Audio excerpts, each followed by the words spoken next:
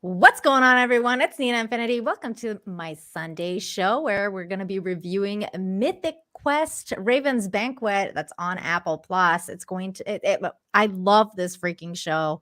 I think it's absolutely amazing. But before we get into it, I want to wish everybody out in the chat and in the ether place, the internet's happy Easter. It's Easter Sunday, so it's going to be a really chill stream.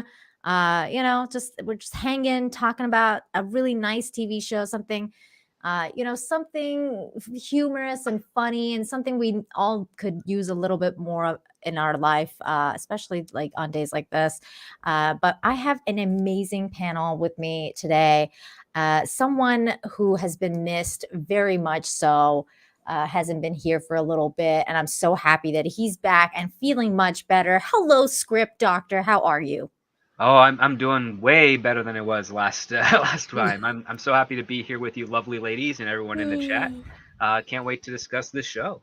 I know, I'm so excited. So Script Doctor had not seen it and then started to watch it because I suggested it, and I was like, we're gonna review this. So he took the time to go and watch it, and I'm so thankful. I'm so thankful that you did that. Same with Teresa. How are you, Teresa? Hey, doing great, doing great. Just as you said, chilling. I having an Easter hangover, if that makes any sense. I always go to the vigil the night before, and it lasts for like 4 hours, and it's nice. It was quite the marathon.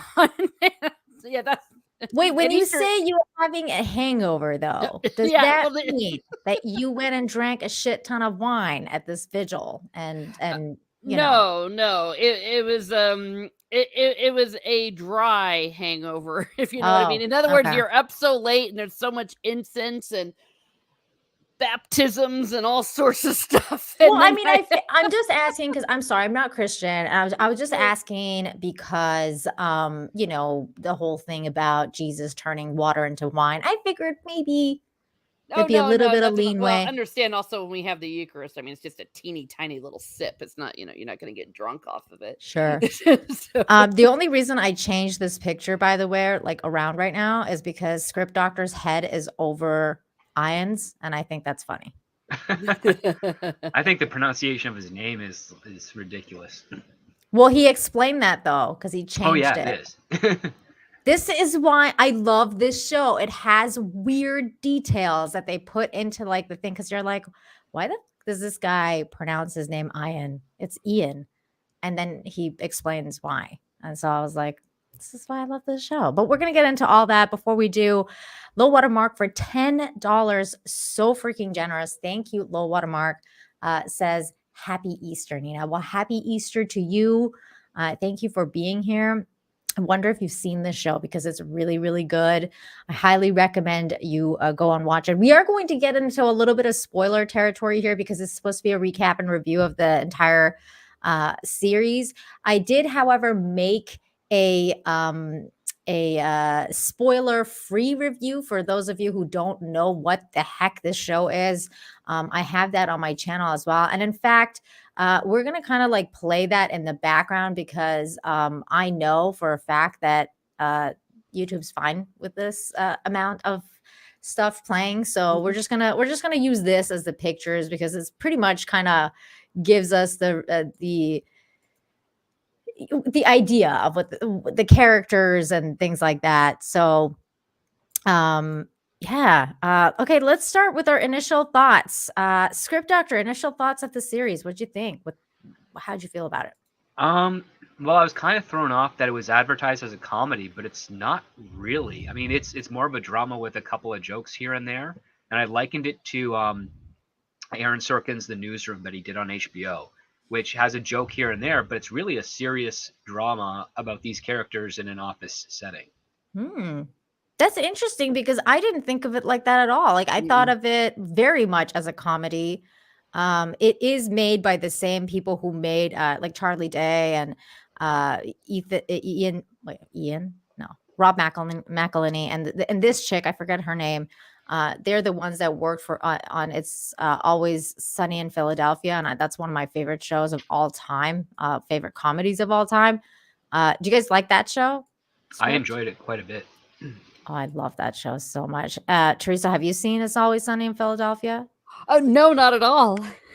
Ooh, see, I don't know if Teresa would like it. I mean, I have a feeling you would like it, but at the same time, it's so debaucherous and so just They're all horrible people.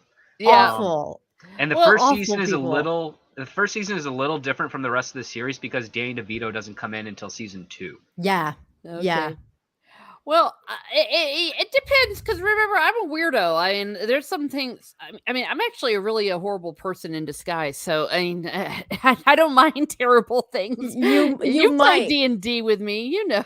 Yeah, you might like it. It's pretty freaking crazy. Like, there's a character in it, and It's Always Sunny in Philadelphia that's played by the guy in this season that you watched. The guy that does the what is it called? He's like their what is he? Script doctor, the guy that orchestrates everything. He's like Wait, are you talking about the dude with the mustache? Yes, the dude with the mustache. Okay. What is his job? He's the executive producer. He's actually the Yes. boss of the studio. Yes, the executive producer guy, okay? The guy that's like a total cuck, like he's like that guy.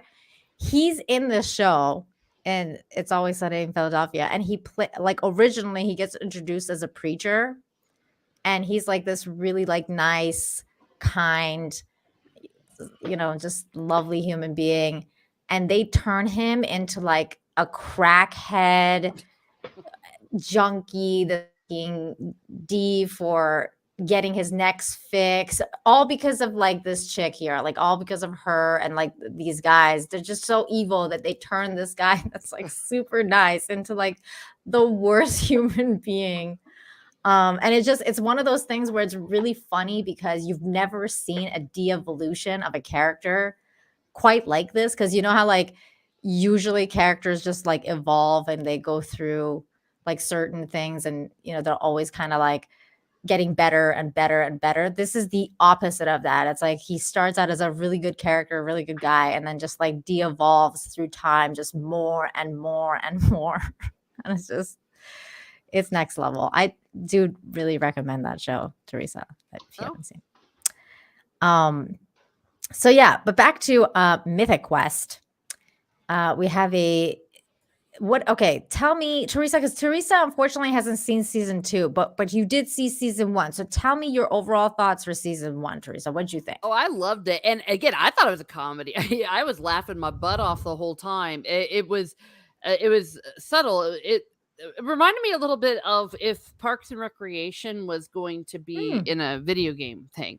It had that vibe. Yeah. It took me a while. Like the first episode, I was like, okay, WTF. But then by the second, I was really getting into the humor, the characters, the interactions. And then I was just laughing my butt off. I think the first time I really, really laughed was the Nazi infiltration. Oh my God. Okay, that sounds wrong. That sounds wrong when you don't know the context. But yeah, and then it was just wild. And then sorry. It was so good. I love the Nazi infiltration. What'd you think of that episode, Script Doctor? I thought it was pretty cleverly done. I mean, you compare it to Parks and Recreation. One thing that Parks and Recreation had is in that comedy, it was a mandate that there has to be a joke no further apart than 30 seconds. Whereas in this show, the jokes are really, really far apart, and they're mostly based on character and attitude as opposed to an actual like formation of a gag or a funny thing that fits within character. It's like Ian has a list of things he doesn't do, which are basically like general human flaws. Like he doesn't do sick, he doesn't do crying or like it's all fine and dandy for him to say it, but it doesn't work when you never get a situation where he should be responding that way and he just doesn't. We don't see that. And the one time that you do see that is actually very honest, and it's in the second season. So yeah. And that is a very ugly looking kid. Oh my God. By the way, let's talk about him for a minute, because that little shit. Oh my God. I love how they all call him a little shit. And I love how this is one of the reasons I really love the show, is because it talks about the YouTube culture and how YouTube and basically all these streaming, like not just necessarily YouTube, like streaming culture, and how like especially Twitch and YouTube and the streamers have really affected what companies do, what course of action they take with regards to what they would think their favorite streamers would enjoy or wouldn't enjoy. What they talk about the back end of things, like how, for example, they leaked the shovel to him so that he can review it beforehand. Yeah, Like, the and shovel. the girl was like, I'm gonna leak the shovel to him, or she wanted to leak the shovel to Kotaku so that the reviewers would like play with it, and then Because they're credible. because they're credible, yeah, and have this like that they're like, oh, she's like, if they review it and they love it, then Ian will have to do what I say, because the main guy didn't want to do it, and he was like, no, there's something else here, because she had only made it so that the shovel could dig, and he wanted to make it a weapon also. And they kept telling her, listen, if you just make it a dig feature, people are gonna dig dicks, like that's all they're gonna do. Well, how quickly, like they have the TTP, something of that nature, time to penis make or something of that, Yeah. and he wants to make sure that there's some distance in that, but it doesn't happen. It doesn't That's one of the happen. things with a lot of video games, especially open world ones, is that somebody's going to make a phallus pretty much at the first chance they get, which would Yeah, be like within 20 minutes. yeah, he For was like, if 5. you give them a pen, they'll draw dicks. If you give them a shovel, they'll dig dicks. It's just gonna Yeah. happen. It's just the way it is. And then they were like, and then she was like, but like the Nazis didn't make dicks. And he's like, oh yes, they did. And it was Yeah. like this swastika that's made out of dicks. And he's Yeah. like, oh, and it's like super straight. And he's like, oh, those Germans, they like German ingenuity, yeah, that's yeah, the, German. Yeah, they're efficient and all that. Yeah. Gosh, that was terrible. It's so bad, but it's so funny at the same time. And Yeah. again, this is why I love this series, because they talk about certain things that it's actually a problem. Like, for example, like this Nazi situation, you would think that this would be such a huge problem online with certain games and blah blah blah.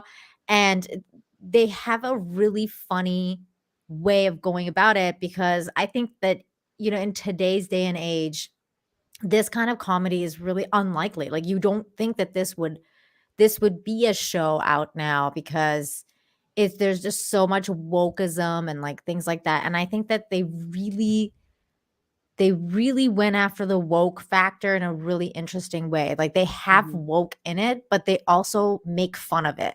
well, it's a commentary on how thin of an ideology it is.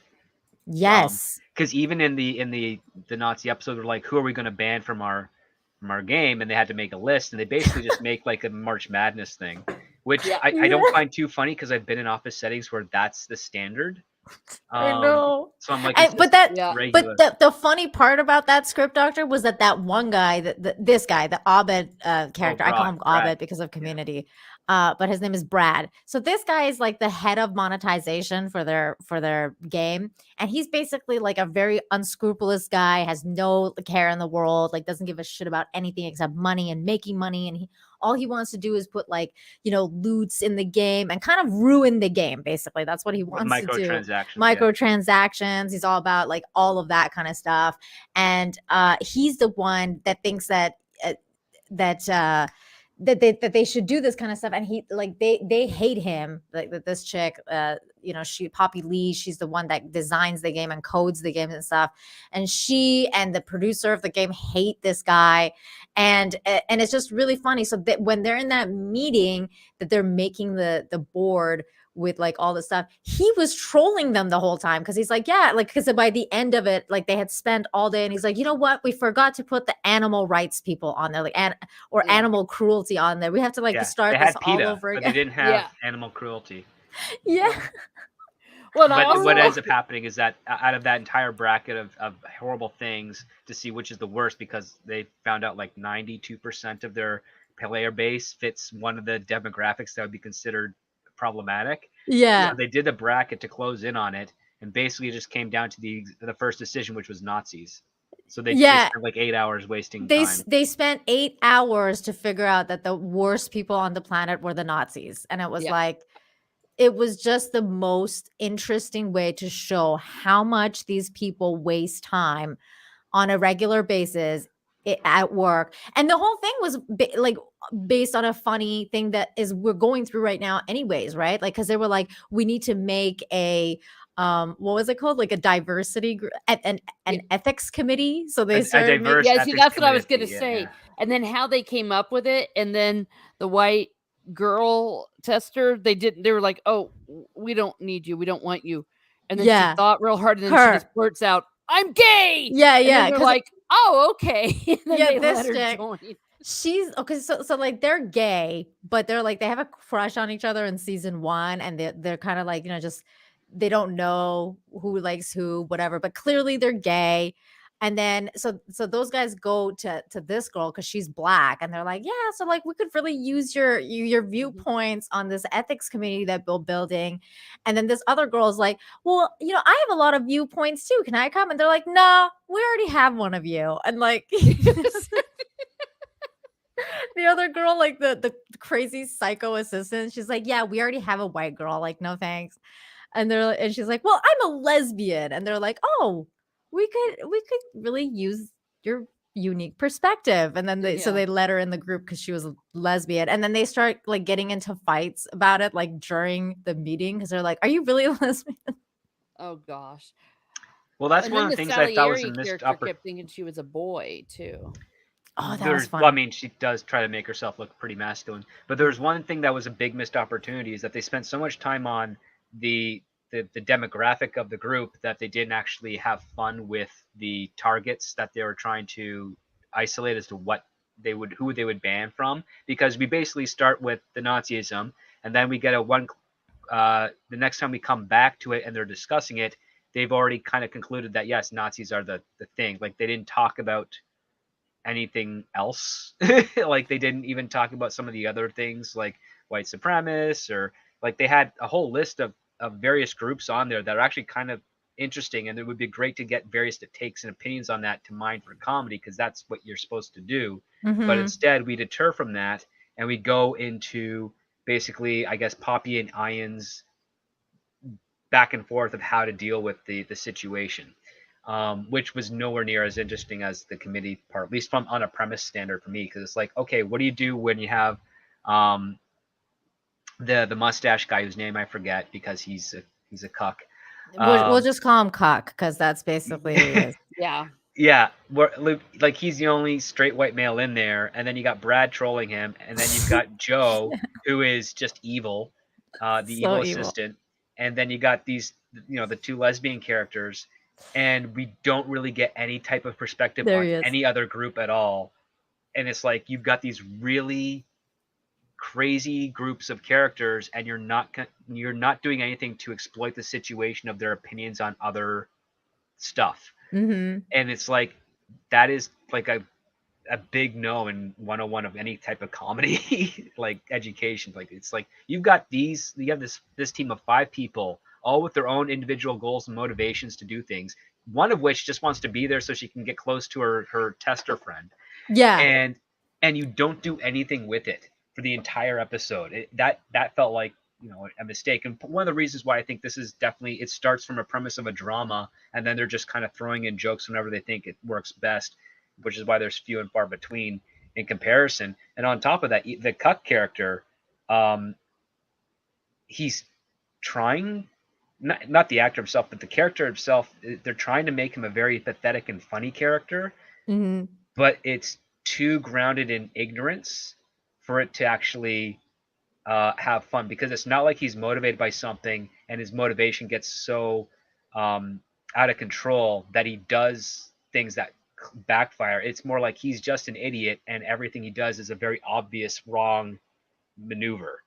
And Yeah. it doesn't feel genuine as a result. Like that, he's unfortunately one of the worst characters in this show. Wow, really? Because I No. really like his character. I thought his character, in my opinion, was I don't know. I thought it was just really funny the way that they have this guy be so freaking dumb and he's constantly just falling flat on his face, like, and it's just like it's really funny because like for example when he's like when Poppy calls him like a soy beta male cuck, and he's like what the hell does that even mean? Like he has like no idea, and they're like, and that chick's like, I'll Yeah. explain it to you later, like, you know, like because she's just like, and they're just constantly trolling him. I don't know, I thought that was really But funny. he's stupid for the Yeah. sake of being stupid, which then begs the question: how does he have this position? So, like again, there's logic leaps that just are really difficult for me to make, just as an audience member, not even as a writer. It's just like, how does this guy get into that position?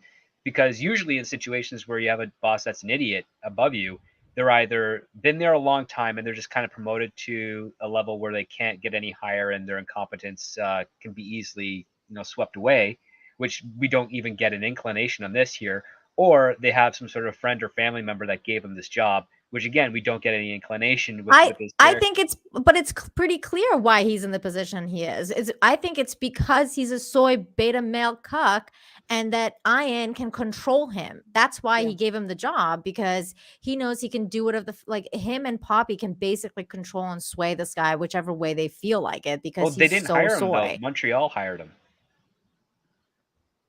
I see what you mean. That's So the they, problem. Like he's Well, but then- assigned to those two people, or technically Ian, and it's the game that he's in charge of running and operating through all the teams. So he's appointed there by Montreal, and the fact that he's like this kind of liaison with the head office, which is fine, and he can't get anything done. That's a great premise. The problem is that you have to give me one reason why he was the one chosen for this role by Montreal after the pitch, after them getting the contract to make this game, so that I can understand that it makes like actual sense within the relationship. If this is a guy who's like a motivated thing, who wants to be the head of the Montreal company, and he has to, and then he gets thwarted by the fact that this is the first person he's ever dealt with that just doesn't listen no matter what he does, and he ends up becoming impotent as a result. That's a cool story, and that's something you can get behind. But that doesn't happen. Yeah, maybe they'll explore a little bit of that in season 3, but I feel like the stupid boss is kind of like the trope too, like in terms of like, for example, in The Office, like Michael Scott is like the fucking stupidest human on earth, and everyone's like, how the fuck did But he's also a really good salesman. That's the Yes. difference. He Yes. doesn't know how to manage an office, but he knows how to sell something. There's a quality there that you can understand why Dunder Mifflin put him Definitely. there. Like Definitely. good sales, and he's been there the longest, so he should know how to do the job, but he doesn't. So This in guy has his nothing case, of he that. doesn't really have that skill. So you're saying like, well, what is that What's that particular one skill? thing? Yeah, what is that one thing that justifies his existence in this show? And they don't have it. Like they don't. They just use him. He's stupid for the sake of being stupid, which is actually a very lazy way to do a character. That's interesting. I didn't really think of it like that. And I think it's a disservice to the actor, because again, I really liked his decline in It's Always Sunny in Philadelphia. Oh my God. And you understood why he got to that position, because he's so good and so heartwarming and everything. And then you see how he gets chipped away, whenever they come back to him throughout the course of the show. So it's really weird that you have this one character who he's just dumb for the sake of being dumb. Like he's literally a punching bag, and you're trying to figure out like what trait does he have that allowed him to get to this position, and because that's being withheld, I can't get on board with this character the way that the team, the show wants me to, because it's like you're missing a very key point as to why this person is here. Because I understand why Poppy's there, I understand why Ian's there, I understand why CW Longbottom is there, I know why Brad's there, I know why Joe is there, I know why the testers are there, I even know why the human resources manager who hates her job and everything is there, and I even know why the lady down in the basement who deals with customer complaints is there, and I see why they're there. This guy, I don't see why he's here, other than to just be stupid. That's interesting. Teresa, what are your thoughts on this? I thought he was great. And I mean, understand that when I'm sitting there maybe, and I'm watching the show, I maybe I'm not thinking that deep. And I watch, especially when I'm dealing with a comedy or this kind of entertainment, if I'm being entertained and I laugh, that's about as far as I go. I felt like the way the dynamics work with him, especially him and that psycho assistant of his, it was funny. So I didn't mind at all, actually. And some of those logistical things, just about everything in this show, they're asking you, and from my point of view, they're asking you to suspend your disbelief. I mean, for fuck's sake, they're letting a 13-year-old, 14-year-old basically dictate everything that they do, and of course, we learned something else about him as well. So, So it's more to like me, them running a website as opposed to them running a video game. Well, the other thing about it to me is because I'm I'm a gamer, and I was a heavy gamer, like back in a few years ago. Like I would play the MMOs and stuff like that, and I really feel like they're kind of like this is kind of like their take on Blizzard and World of Warcraft and what happened with them and the microtransactions and like all the because Blizzard kind of went downhill. Like it was Well, like they a were purchased by a really bigger company, yeah. yes, but it just went like the game started really well and then it just kind of just went uh, on a downward trajectory. And I think this is kind of like their take on that. Maybe some other games as well.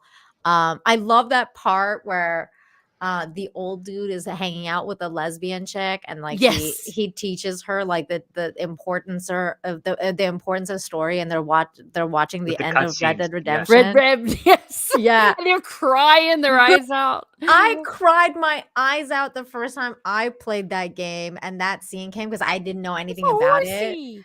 Dude, your horse that you've played with all the game dies. And you're like, I literally sat there like crying. And my husband walked in and was like, dude, what are you crying? I was like, just get out. Just get out. Like I was like, it was just like I was like bawling my eyes out. He's like, dude, are you not playing Red Dead Redemption? I'm like, yes. It's over. Exactly. Well, of course, I keep calling him Salieri. I don't know what his name is on the show, but it stole everything. I mean, that man is a brilliant. Oh, F. Murray Abrams, yeah, Yeah, he's a thank you, great F. actor. Bury May. Hey Kai, I would love to have you come on here because Kai really likes this show too. Oh, I'm gonna send you a link, Kai, Cool. so you can come and hang out with us and talk about this. Because Kai was one of the people who I don't remember if it was Kai that like showed me, told me about this, or if I found it myself. But I remember Kai was involved, so I just sent you a link. If you want to come and hang out with us and talk about it, you're more than welcome to. Mhm. Yeah. Um, And I also really like the see, like that's one of the things. Like, the Cuck doesn't have as much character development as all the other characters, which is why I'm able to identify their traits so specifically. Like, I knew in that first episode that CW Longbottom was a hack writer, and yeah. it was great to see him like that because, and then what we learned later on about him and how egregious his hackery is actually um, quite profound. But at the same time, he also has a redeeming quality as well with regards to some of his old colleagues, which I won't spoil for Teresa because that's actually a very good. Well, the really like the funniest part about it was like when like I realized he was a hack earlier on too because he was like he'd never seen Star Wars, and I was like, Yeah. who's never seen Star Wars? And he's like so old too. So you're like, I mean, this dude would be like in his prime when Star Wars had come out. Like you would think that he would He would have have been like watched Star Wars. late 30s or 40s. Yeah. And then on And top I of don't that, care how many drugs he or drinking he might have done, he would have remembered Star he Wars. should have remembered at least the pantheon of it. But the other Yeah. part too, which I thought was kind of humorous, is that they're saying, "Oh, this is Star Wars," but I'm like, no, it's Return of the Jedi. The story that they're quote unquote inadvertently copying is Return of the Jedi. Yeah. And but This he's is like, the no, guy no, we're it's talking Star about. Wars, and I understand the generality of it, but it's like, Yeah, they have to do But that. when they do But- other movie references later on, they get a little bit more specific, and it's like, Yeah. I actually really love that episode where they're trying to figure out who the masked man is, was like their character. which is And- irrelevant because it's an NPC. Yes. Like that's the irony of it that I thought was kind of clever. It's like it doesn't matter because you're an MMO, an open world game. The masked man is just a vendor of sorts, and they Yeah, throw a it doesn't- mystery behind it, and everybody falls for it. I'm like, okay, I appreciate the irony in that. Yeah, like that. Those are the things that make this show really funny. And then they're like, okay, so what should we do? And then so Ian starts talking about his relationship with his father, And all of a sudden this guy's like, you just cracked it. Like, that's what we're going to do. We're going to do a father and son. The father's evil. The son's good. They're going to fight. In the end, the son's going to pull him back into the light. Everything's going to be fine. And then he's finally going to lift him the mask and he's going to show that he's like his dad. And like, that's it. That's the ending. He's like, that's Star Wars. He's like, what's Star Wars? Yeah, but I also like the way that they then gave a nod, and he says, well, it kind of is in the, what was the word that he said, like the pantheon of tropes or something, and like the hero with a thousand faces. That's right. Because he's fun like, too. it's been done before. Like, they've done it so many times, and it's not that, you can't do it again. You can always do that trope. And that's the kind of stuff we're talking about, that, you can go back to the classics and it can be good. For example, I just saw one. It's called The Northman. And I'm not going to say anything except that this is a very, very classic trope story. And and it's good because it's classic, and it's good because no matter what, it's like a timeless story that you can go back to over and over again, and it can still be good, Well, yeah, I mean, the timeless stories are usually stand up the test of time and are fresh when you can put a different type of spin or veneer on them so that they don't feel as derivative as the tropes preclude them to be. Like, if you can find a way to, like, say, do that whole evil father, good son trope, but in a more unique way, such as like what Star Wars did, then you've hit on a different emotional level where it's like, yeah, it's a very timeless trope, but it's so unique to this story that even if you try to copy it into another thing, people are going to reference that story first before they even go into the further aspects between, like, Zeus and Hercules and their falling out, along with Zeus and his stepmother Hera and their falling out. So I mean, that's kind of like what you have to do as on a creative side of things. Like, what's the newest angle that you can take on these old tropes to make them fun? So I can't wait to actually see The Northman once certain craziness up here goes away. I know. I can't wait until you're able to see it and we can talk about it. I want to talk about it with freaking Andre, because it's based on his mythology. It's pretty interesting stuff. But yet T Neil 89 says for 5, thank you, at Script Doctor, that his name is CW and he's involved in media should probably be a giveaway that he's a hack, and follows it up with another $2, CW being the network equivalent of the short bus. And that's so true. It's true, but also charitable. I mean, they're not even a short bus. They're a short bus that's in the shop out of gas and missing an engine. That's an insult to the short bus. It really is, but I thought it was funny too when I heard his name was CW. I was like, CW, like the network? Well, his name's Carl, but Carl is not very sophisticated. And then there's a lot of writers that if they have the opportunity, they'll do the initials, the like initial J.K. Rowling, J.R.R. Tolkien, CW, George R. R. Martin, yeah, R.L. Stein, Yeah. So that was that's funny, T Neil. But I think you're right though. I think there was a little bit of funniness going on with the CW thing and him being a hack. And speaking of being a hack, here's Kai. I'm just got a hack? What is that? Hey, how's it going? What's going on, Kai? Good to see you. Good to see you too. I'm so excited. I saw Mythic Quest. I was like, Mythic Quest finally. Yay. Kai, tell everyone where they can find you before you talk about the show more. Okay. Hello, I'm Kai. I've got a YouTubes here on the YouTubes /KaiMFS. I have a late night show. I talk about anime, sci-fi, the paranormal, finance, psychology, science, whatever the hell I feel like talking about. John Talks isn't talking anymore, so I'm talking for him. Might as well. That's me. I'm just putting Kai's channel in the chat, so everybody make sure you subscribe to Kai. He's pretty cool. He also has a book, a sci-fi book, and and I'm going to read it. I promise. It's happening. I'm working on the 2nd edition right now to fix some stuff and make it a little easier to read for people with vision problems. Oh, okay. Oh, like font type size, that type of thing. Yeah, I got I've gotten 1 or 2 complaints about that, like being a little straining for some people.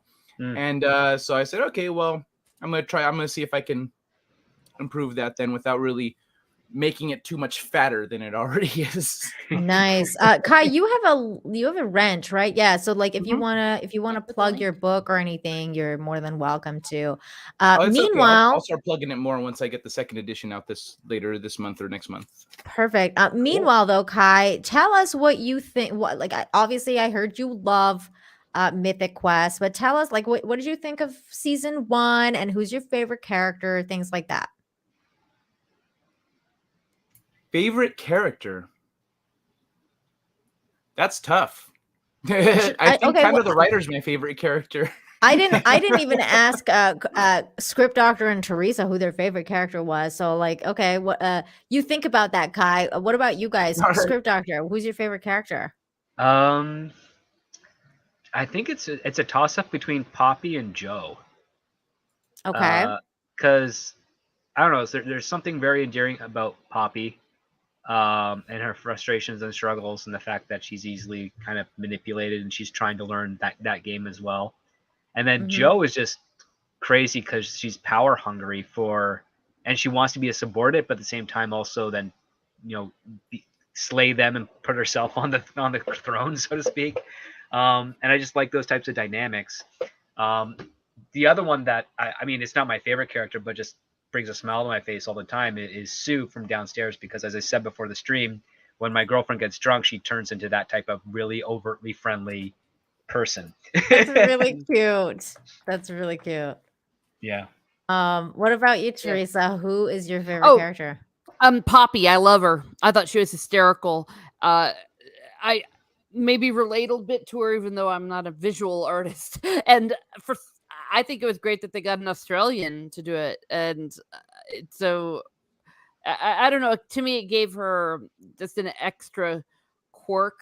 And I loved her office. I just loved everything about her, and her stupid little dinner party that turned into her peaceful Oh protest. my god, the She wanted dinner a peace- party. And the fact that got she abbreviated as a DP, which was even funnier. Oh my god, the yeah. DP. I was on the floor. I was just on the floor, and he's like, "Don't call it DP." DP, and then she said like, "I'll be into your DP" or something, and then when the Nazis raided with using the Rite of the Valkyries from Wagner's music, and then they just slaughtered her whole Yeah, they party and her took advantage reaction. of the internal social network to orchestrate a slaughter of the peaceful protest, which was weird that they actually had characters say, "Yeah, you can go to a protest without any weapons." I'm like, why would you ever disarm your character's weapon going to anything in the game? Yeah. Again, Hannibal, welcome to the stream. No, this is by the team that made It's Always Sunny in Philadelphia. The only community person is Abed Danny from Pudi, Community. yeah. Yeah, this guy. Who But other they than that, recycled another trait that he's part Indian and Polish. I don't know why they chose to do that. I thought it was funny though. It was hilarious. It's like, oh, you're Indian, and that the guy, and he's like trolling the other guys, like trying to like say like he's gonna be like racist or whatever. He's like, oh, but I could go as Polish if that's easier for you. And he's like, no, no, no, no. Yeah. And then later What? he was talking in Polish. He's like, why is it? Instead of Why being can't you say Indian? Why can't you say Indian? What's wrong with that? That was a joke from The Office too, because The Office had the same kind of joke where Oscar was Mexican, and They thought he was, yeah. yeah, and Michael was like, "Is there a more appropriate way to say Mexican?" And he's like, "There's nothing wrong with saying Mexican." Yeah, exactly. Like, You know what's funny Yeah. about that? In was it Colorado or some other? I think in another state. I had a friend that was there, and they said Mexican. I think because they're from here, California, and the people were like, "Oh no, don't say that. That's racist." Like, how is it racist? It's racist to say Mexican. So there's people who really believe that. They do. It's true. Yeah, it's totally game developer humor. There's a lot of streaming humor. Like if you're into YouTube streaming or Twitch or any kind of stuff like that, they literally make fun of Ninja. Like they have a streamer called LOL, and he's got like blue hair, and like it's very close looking to like what Ninja would look like. So they just They They also make them a do. lot younger too. They do make them a lot younger, but they have a lot of really interesting, like, kind of humor like that you would understand if you're into that kind of sphere. That's why I say, like, if you're a YouTuber, if you're thinking about getting into YouTubing, you should definitely watch it. It's really funny. Um, and my favorite character is Ian. I love Ian. I think he's hilarious. I think he's totally like the epitome of narcissism. He's just a really funny character to me. I love that he's like into toxic masculinity and he tells everyone to fuck right off if it's he even like I was like telling Script Doctor one of my favorite lines that he said, and it was one of those episodes where I was like, I don't know if I'm gonna be able to like this if this is the way they're going. Was the episode where they have this really tall guy come into the office and he's just kind of like de-emasculating Ian the whole time because he's like so much taller than him and like so much Was a more war fit. veteran. Yeah, and he was like a war vet and everything like that. And so in the end, like Ian just promotes him, but sends him down into the basement with Sue. And he's like, you'll never see sunlight again. And he's like but he's like trying to apologize, or like not apologize, but like just be like, yeah, I'm just trying to like, work on my toxic masculinity because it's really bad. And I know we have to really fix that. And I'm going to work on that and do better. But so you're going to go here now. And like, as the elevator door closes, I'm thinking to myself, oh no, like, they made this character like bend the knee. That's kind of like weird because that's not in his character profile. And then he turns around, looks at the camera, and he's like, "Fuck that, go motherfucker, you piece of shit!" Like and he just like tells him off, and he's like, "Soy based motherfucker," and like that's how like the thing ends, and it's got this really hardcore rap music that's like right after that, like the way the music went into how that scene was portrayed in the end was just so perfect because it was like angry, masculine, toxic rap that was with in combination with that. And I thought it was like genius the way that they had done that. So I think Ian's like my favorite character. The other character I really like is the psycho assistant because she's just crazy. And I just can't even, and I think it's hilarious that like it's true that a lot of these companies hire these crazy people and they don't fire them even after, like, for example, like she went and sent like Pewdie Shoe a suicide meme and she told him to go end himself, and he's like, I think we're gonna have to let her go, and then like the other guy's like, no, she cracked this, like let's go with her, and they just keep like shrugging off her bullshit because she's actually like psychotic, but they don't care that she's so psychotic. So I think like I like her too. God, there's just so many. She does. She gets shit done. There's so many. What's funny though is there's so many characters I like, but I hate Poppy, and I think it's really funny that you guys' favorite character is Poppy. Wow. She's my least favorite character. I cannot stand her. I think she's really annoying.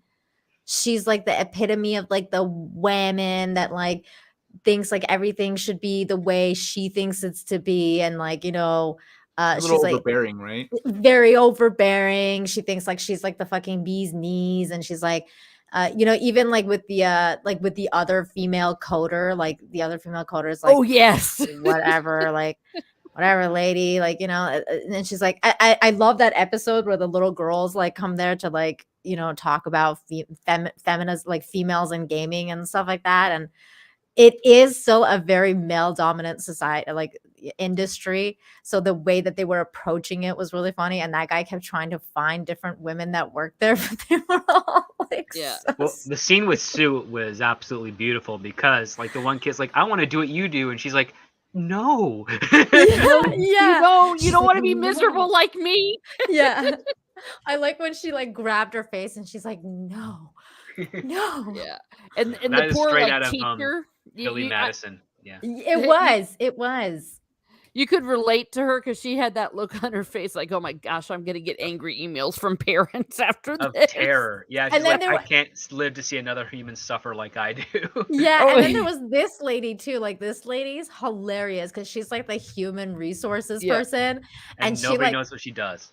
no, everyone thinks she's like their therapist, and then she's like, "Oh, is your session almost done?" And she's like, "It's not a session." Yeah, so she holds a meeting to tell them like, that I'm being abused. Like you're abusing the Office of Human Resources.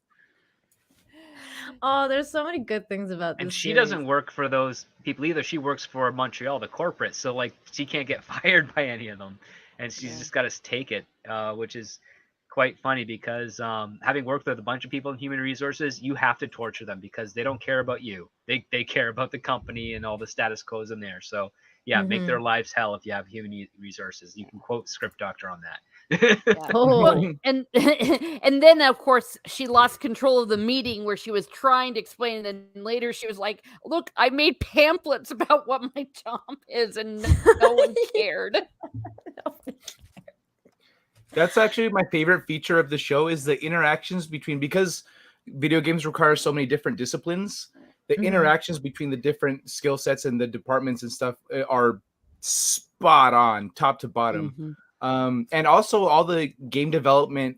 There was one thing that stood out to me. I don't remember what it was that I was like, that's not how that works. But everything else is accurate, so I don't care. And I just kept watching. But like with the artists, where they just ask the artists to do stuff, and they're like, yeah, sure, we'll just do that and this other thing and this other thing, and we'll Yeah. just stay up all night. And they say, yeah, perfect, cool, see you around. And they just let them do it. But people think that with the art, you just push a button and it like manifests. You have It no happens concept by for how much work magic. it is. Yeah, right. They just wave a So the interactions are wand. great. Takes nothing to do. Yeah, we've all been there, I think, haven't we? Yeah. So there's another thing that I want to bring up about the series, and this part goes into kind of like the drama factor that Script brought up. And that was the episode, especially in season 1, because that was like a really weird episode to me. Like at first when I started watching it, I was like, what the heck is happening? And that was the episode Death. What was it? Dark Quiet Death. Dark Quiet Yeah. Death. That's right. Dark Quiet Death. I think it's episode 5. And it's really it was a really weird episode because it starts like, they go back in time. They're like, this is the Late 80s, I think. yeah, like late 80s. And it just kind of starts in this like really weird trajectory, and it's just going through time, and it's 2 completely different people that we've never seen from the first, like, because we've already been like watching 5 episodes now. This is the 5th episode, 4 episodes, so we're the 5th episode, and we're like, we're expecting to see these guys, and all of a sudden it's like we're seeing a whole other story, and that I was just kind of like, what? Like, what the heck does this have to do with Mythic Quest? Like, I was just really confused the whole time. But at the same time, I was completely captivated with the storytelling and the way that they were telling the story. And I was like, there has to be a point to this. And I'm excited to see what that point is. So like it kept me going. And I really, really liked how they went about it. And I thought it was very dramatic, like the way that they had made that episode. That was probably the first episode that I didn't really laugh at. Like I was kind of No. like very I was captivated, but I wasn't laughing at it at all. And No, it's a Yeah. tragedy. It's It that was. episode is a That was tragedy. straight drama. Yeah. And I felt really sad in the end, actually. I was kind of sad about it. And I was like, that was a really weird story until like the very, very end when they finally show Ian and, what he's doing and how he's like proposing Mythic Quest is the same guy. I was like, wow, I thought it was an incredible episode. I really did, because it just did not fit, but at the same time it did fit, and it exercised their creativity in a way that I have not seen done before. So what did you guys think of that episode? Script Doctor, what did you think? Oh, I really liked it. I also liked it when you see this shot here that just came up where you got all like the concrete pillars, and then in that episode though that couple comes into their warehouse that's going to be their office, and you're like, oh, those are the same pillars. So this is the history of the building that for the first time in its history it became a game studio, and now it's been taken over by the current regime, which is Mythic Quest. And I'm like, okay, that's pretty cool. But yeah, it's got it was a really good episode. It has that weird character actor who's been in a bunch of comedies, playing like the husband, and then the wife is, I think, the mother in How I Met Your Mother that gets killed off. The dude was the guy in New Girl. He's Nick in New Girl, and I love that sitcom, by the way. New Girl is a great sitcom. But yeah, he was the main character in that. And it's a beautiful tragedy of a love story where these two people come together and they make this terrible game. It is a terrible game. You use a flashlight to scare off monsters, but you die. And then you see what ends up happening when people whose only interest is money and focus groups ruins a franchise and turns it into not the exact opposite of what it is, which is very allegorical to what happens in studios and what happens with novels and other forms of entertainment when the alternative becomes the mainstream. You lose what made it the alternative in the first place. And yeah, it's a really well told story, and you can see the writing on the wall that these two are not going to make it in the end, and you just want to see what's that linchpin, where's the thing that divides. And it's oddly enough, and probably aptly enough, it's Disney's involvement Yes. that breaks And that that company. it was really interesting that they brought up, because in the previous episodes they had brought up Star Wars, and one of the jokes was that they're still making Star Wars. Like, who even knows why? Like, they were kind of like they started Exactly. kind of like making fun of the fact that like it wasn't really the same Star Wars, and it was like kind of a shitty like version of Star Wars now that nobody likes anymore. Like, they kind of took a dig at that, and then they kind of like made that episode to show what happens to a franchise when a big company takes it over and just wants to change everything that was special about it to begin with. And then put the tropes in and everything like that. I thought it was brilliant. It was Well, they also brilliant. introduced that fuzzy character. Like the episode previously, when they're looking for a new streamer, they see that one girl who's made a game and she's dressed as like this fuzzy blue thing. And then in the A Dark Quiet Death, they Yes, introduce you see that. character in it, and then they spin that off into its own little creepy thing. And it's like, oh, that's where it came from. It came from corporatization of A Dark Quiet Death, and this one girl who made a really cool game but nobody's interested in is the only fan that likes that. By the way, I freaking died at that part, because that chick was like, first of all, she was like a little mini Poppy. She looked exactly like Poppy, and they're like, and then Poppy like loved her, and she's like, "Oh my God, you're amazing!" And then she's like, "Oh my God, I only have like 200 subscribers," and Poppy just fucking walked away. Yeah. Yeah, she's like, "What? It's like 200." She's like, I think we saw that 200? recently with the computer building company, didn't we? Something of that nature. Which one? I don't know. Like, I know there's some companies that build computers and like custom computers for you, and I think one guy did the same type of thing where he owns a company that builds custom computers, and then someone won a free one, but they didn't have a big enough social media presence, so he ignored them and then moved on to someone else. Oh, that's yeah. Well, funny. And that happened more recently than when that episode aired, because that episode I think aired like 2 years ago. So. Oh, that's funny. Yeah, they do stuff like that, I guess, all the time. But it was just really funny to me, because they hit it off so well, and she was like a mini freaking Poppy, and she had like designed the game and everything, and she deserved to be recognized because she had like coded a game by herself. Like, she needed that. Like, she was super cute, and that chick was like, "Wait, you've only 200 subscribers? Never mind." And she just walks away. I was like, "Oh my God." I think I heard the Quartering covered that. Yeah, I think I heard something about that. The Quartering is great. I hope he watches the show, because I think he would really laugh at the show. But Teresa, what did you think of that episode? Oh, I thought it was great. It was sad. It was really, really sad. And everything that's already been said about it. But I got to give some credit to the commercial, or rather the movie preview that they did of the movie version of it, and where that chick like blows a hole through someone and then shoots someone through the hole. Yeah. Oh, it's very Resident Evil, yeah. I loved that. So there was like, I guess, some funny parts. Like, that was the funny part of it. And That was good. and they were all like, "What the fuck is that?" Yeah, see, script, like, that's what, like, usually when you said like at the beginning that you thought this was more of a drama with like comedy sprinkled in, I thought that episode was dramatic with comedy sprinkled in, but I thought the whole thing as a whole was a comedy with drama sprinkled in. I thought it was like the opposite. I don't know. I mean, you probably just laughed more. I mean, I know that and recognize the jokes that were there. I just didn't find them all that funny. And when I did find them funny, is maybe twice on episode I would chuckle, not like a laugh, but like just a chuckle, because I'm like, okay, that's a clever one. But a lot of the other comedy especially when it comes to the Cuck character, just doesn't come from a genuine place. It's that part was manufactured. But some of the stuff that happens between Brad and Joe, that stuff I can get on board with because I'm like, I know where they're coming from for that. And then everything with CW Longbottom it's hysterical because I've worked with writers like that. I've cashed checks that they have written out to me to help make their stuff better. Yeah, And, yeah. I could see you liking that character. Oh no, I mean I hate him. I mean I like him, but I hate him because he's No, I know what you mean. Like, yeah. I mean, like meaning like liking that character because you see the similarities in people you've worked with, and I'm sure you've seen kind of like that aspect of it. And Kai, what about you? What'd you think of that episode?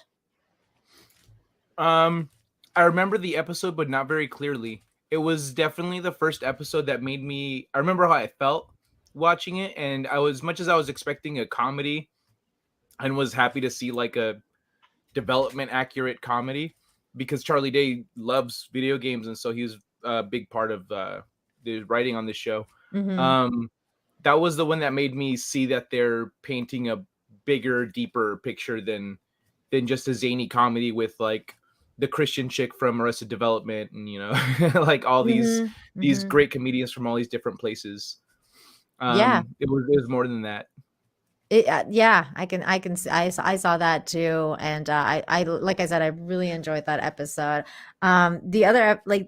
The other stuff about it too is just like you get into it more and more obviously with these characters. Like there's another episode in season 2 where it's literally called Backstory, and like I don't want to spoil like any part of that for Teresa because she hasn't seen it, but you do get to see the backstory of CW, and it's really, really interesting the way they went about it. And it kind of carried on too because it was like I think it was like 2 episodes from what I recall, maybe even 3. That it kind of like went into a flow of explaining this guy's background and who he is and what he does and why he is the way he is and uh what makes him tick. And I thought that was really interesting. Do you remember that one, Kai?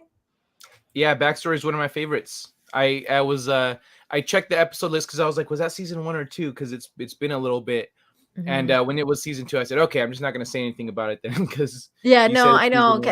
Yeah, because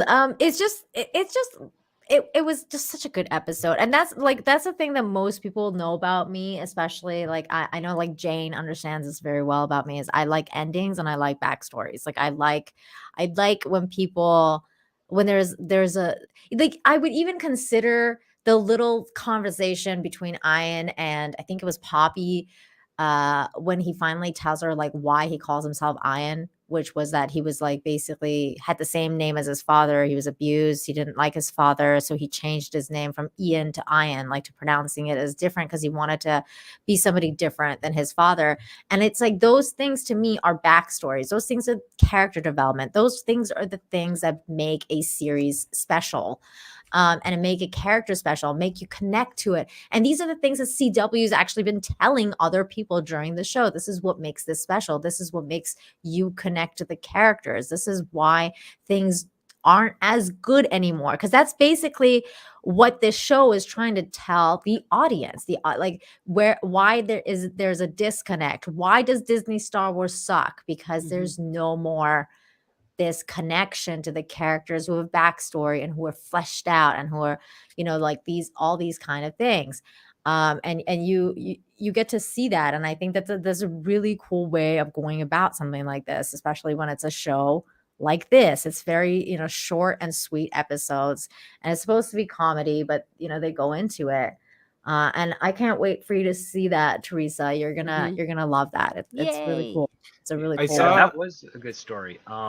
That Ian told about his dad. The only thing that bugged me about it is because later on we get another story with Ian and another character of his, because I can't remember if that's first season or second season, but it's where those two meet. And I'm like thinking that should have been how he learned how Ian changed his pronunciation of his name, is by meeting his father. And his father says, "Hi, I'm Ian." And you're like, why'd you name a kid Ian? It's like, I didn't. And then you just kind of because there's more room for comedy there and more conflict. Because again, the key rule, especially with an Apple Plus TV like streaming series or anything, it's you show don't tell. But again, the writing team comes from television where you have to have lots of conversation. And for some reason, they decided to go a little bit of the cheap route where he's in the car and he explains the name, and it's this very touching moment. But there really is like there's a whole episode of him of us finding out that information in a very more funny aspect, and then him having a reflection of that in the car when he tells them, but he summarizes it in a far more succinct manner because there's a whole slew of information we got prior, and hopefully laughs as well, because we do learn bits about his backstory in that first season, that he sues his father and for everything that he has, and then we're told, like when we're shown the deposition tapes, that was actually good, but then when we're told, oh yeah, he tried to take my company and extort me, it's like, okay, that just blows right over my head because it means nothing because we're not seeing it in the same vein, and we're not seeing the impact and result of that, which we very might happen to see that in either next season or the season after, because they've got a 4-season deal. But it just feels like we're being poorly teased of that situation, as opposed to like a proper breadcrumb, which I think the deposition video was a perfect thing, but the fact that they had to vocalize the fact that it was a countersuit kind of took the wind out of its potential sales. That's Script, interesting. what do you think of what if that was like what if so sometimes for TV, for show production, they have to make they have to do things because of time constraints or production constraints. Oh yeah, certain concessions are made. Yeah, absolutely. But in terms of concession thing, that's the word that wasn't coming to me. But what if in terms of story, we're getting that from him because that's how he sees it and that's how he tells the story. But what if in the next, as that, if we get more development on that, it turns out to be something more complicated, and now we have that little bit of foundation, and they can do a whole episode without really getting too much into we already know his perspective, but they could be using that to mislead the audience. If they are, I'm hoping that they do. Usually the better thing, the better tactic, the one that has the most impact for an audience is, if you're not going to exploit it in that episode, don't even mention it. So if they were going to do the situation where he says it was a countersuit, and then we don't find out maybe the truth of it a season later, then it's kind of and that countersuits topic doesn't actually come up ever again until that next episode that's like a season or two away. Then you basically just kind of insulted the intelligence of your audience, because you're giving them something where he's like, oh, he's lying, but you don't know it's a lie until this point, when really what you want to do is you want to introduce the conflict in that episode. So you can have like the deposition and the fact that's a legal thing, he doesn't want to talk about it. That's actually a great breadcrumb to throw on there.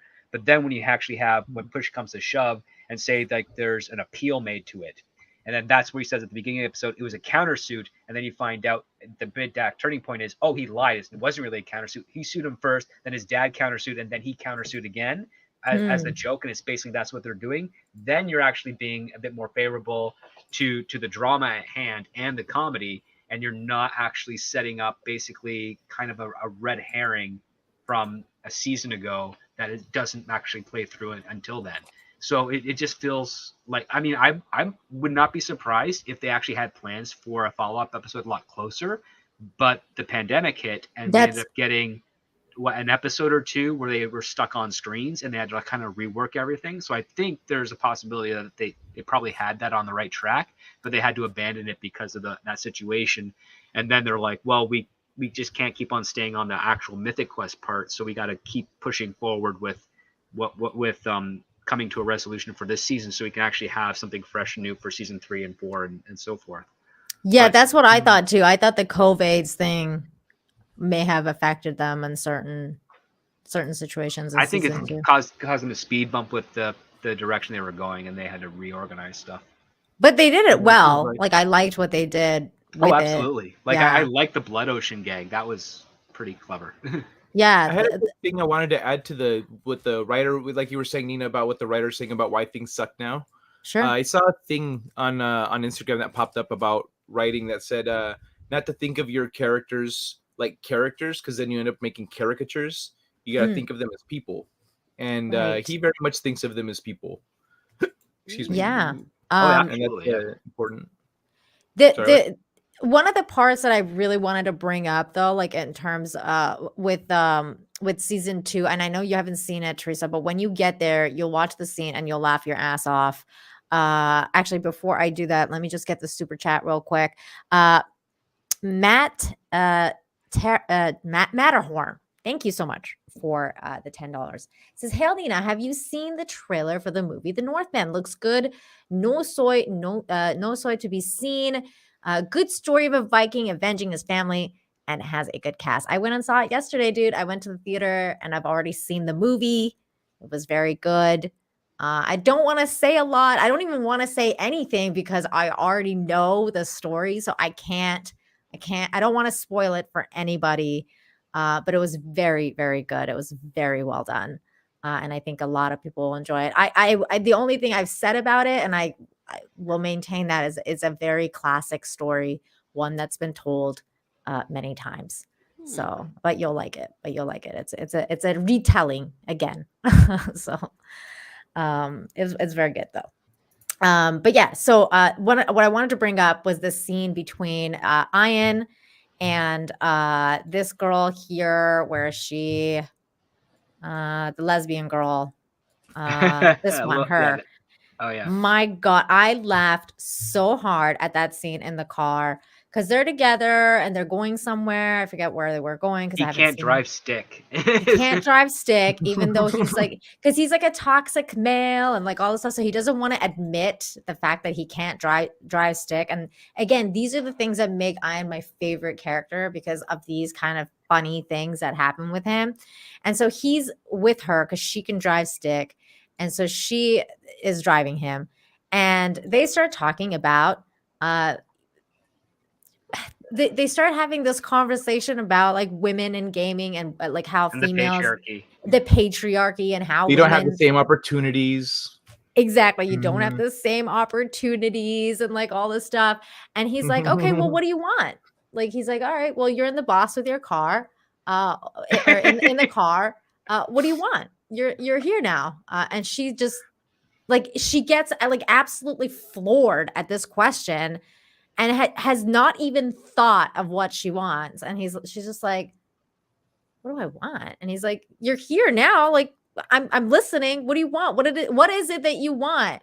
And she couldn't even answer the question. And it just hits so close to home because I feel like that's like that new generation that goes out there on Twitter every day. And they're like, just, bark, bark, bark.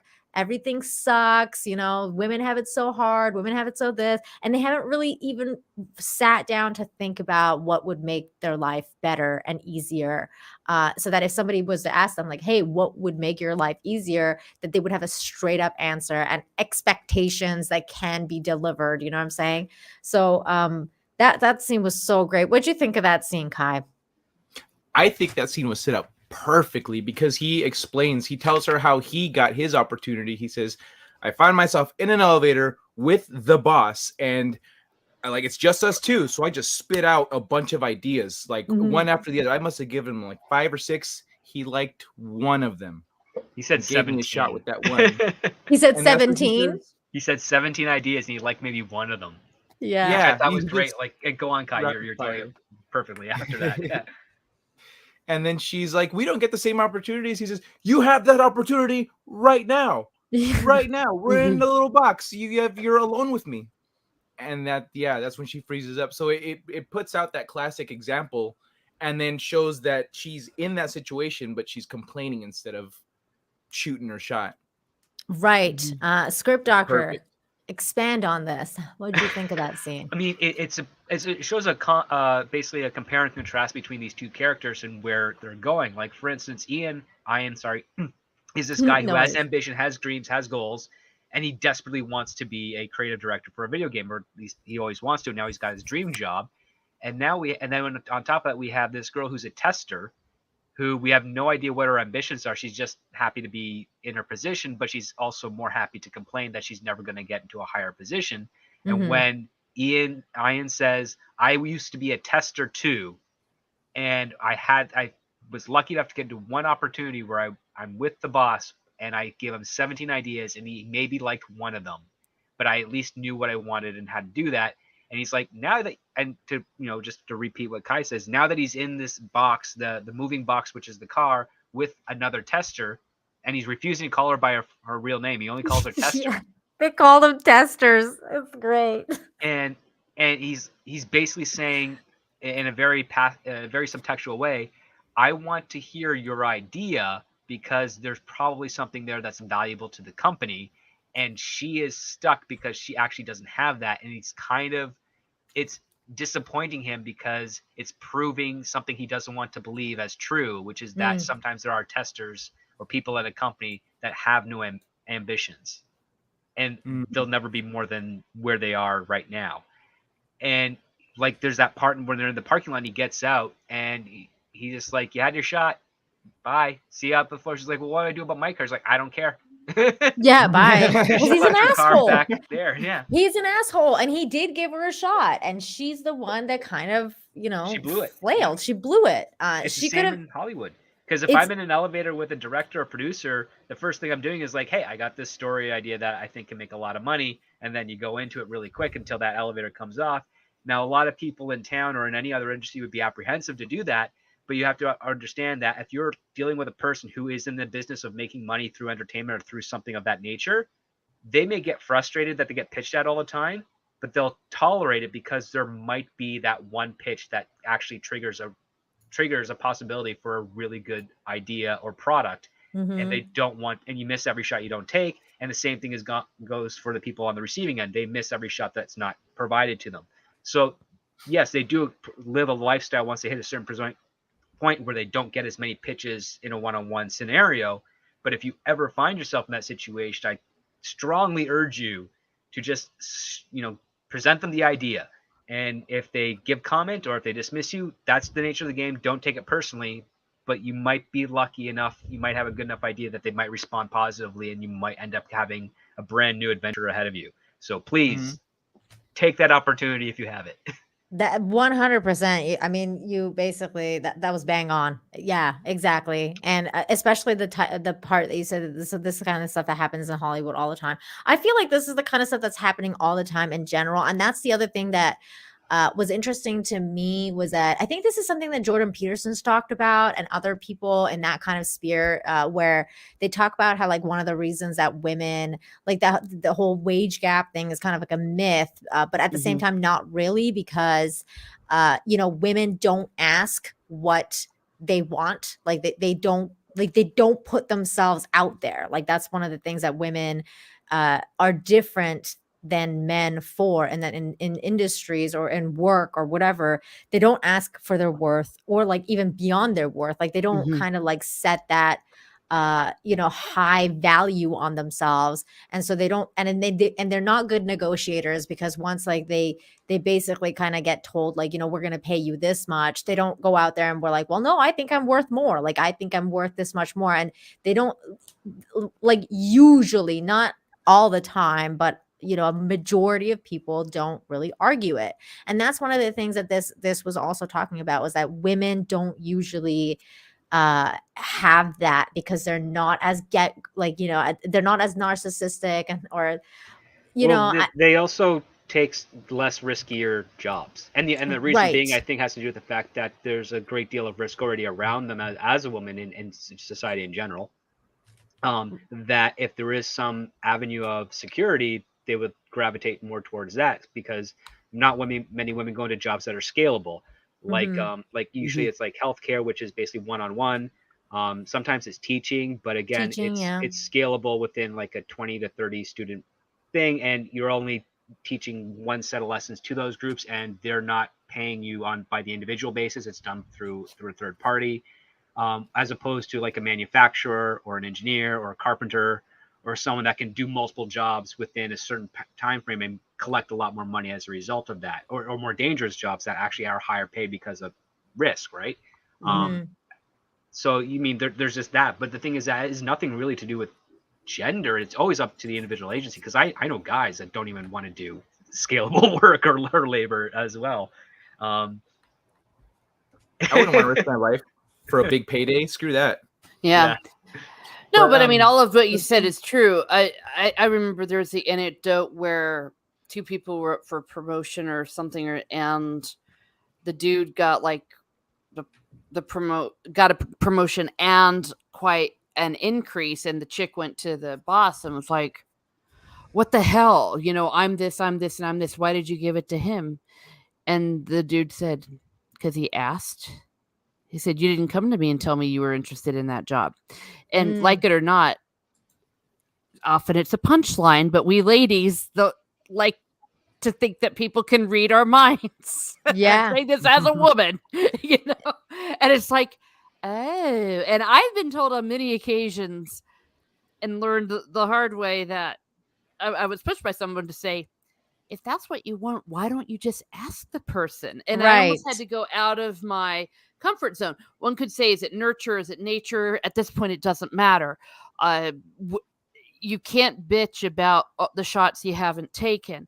And that sometimes when we do feel like we are being victimized, are we? Not really today in 21st century United States. We do not have barriers except those that we ourselves create, in my humble opinion. That's very, yeah, I think I so want to add too. to what Script and Miss Martin Muses said. Like with the gender wage gap, and all this other stuff.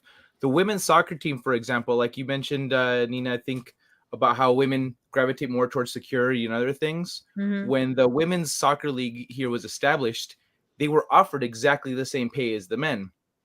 But they said, no, we don't want that. We want healthcare. We want vacation time. We want maternity leave. We want this. We want that. They wanted a whole list of things. So I said, okay, in that case, we'll give you all of that and this much money. And they agreed to it. And then now, years later, they're like, we get paid less than the men. This is BS. But the men don't have any of the benefits that the women have that they asked for and were given. That's really interesting. Yeah. And part of me thinks that if you're working for a company that covers all those benefits, that's kind of a sweeter deal because if you don't have those benefits, you are paying way more money. You're pretty much getting into like a negative gain there because you're a male soccer player. Maybe your wife has a job where she can't take maternity leave, so you got to take maternity leave. Well, you don't get paid during that time as a male soccer player because your wife's got an office job and wants to work. So now you're losing money. Or if you get injured and you don't have health benefits in the same vein as the female counterparts, you're paying out of pocket for that, or either through your private insurance, or if you don't have any insurance at all, through that money. So you're actually on a net loss in those variable situations. But if you're very lucky and you never have any injuries or any health thing, then you've got all this disposable income. So I can see like the Libra scales kind of tipping back and forth over like which is really the better deal. But yeah, I mean, that's the part. It's like they're not seeing the forest for the trees, at least in that situation with the female soccer players. But at the other time, they're like, there's a lot of creative and also fascinating avenues that women can do that men can do also. Like, for instance, writing a book. You write one book, but you can sell multiple copies of that. That's a scalable job. And that pay is actually pretty much more in line across genders compared to other industries of similar types that don't have that outreach.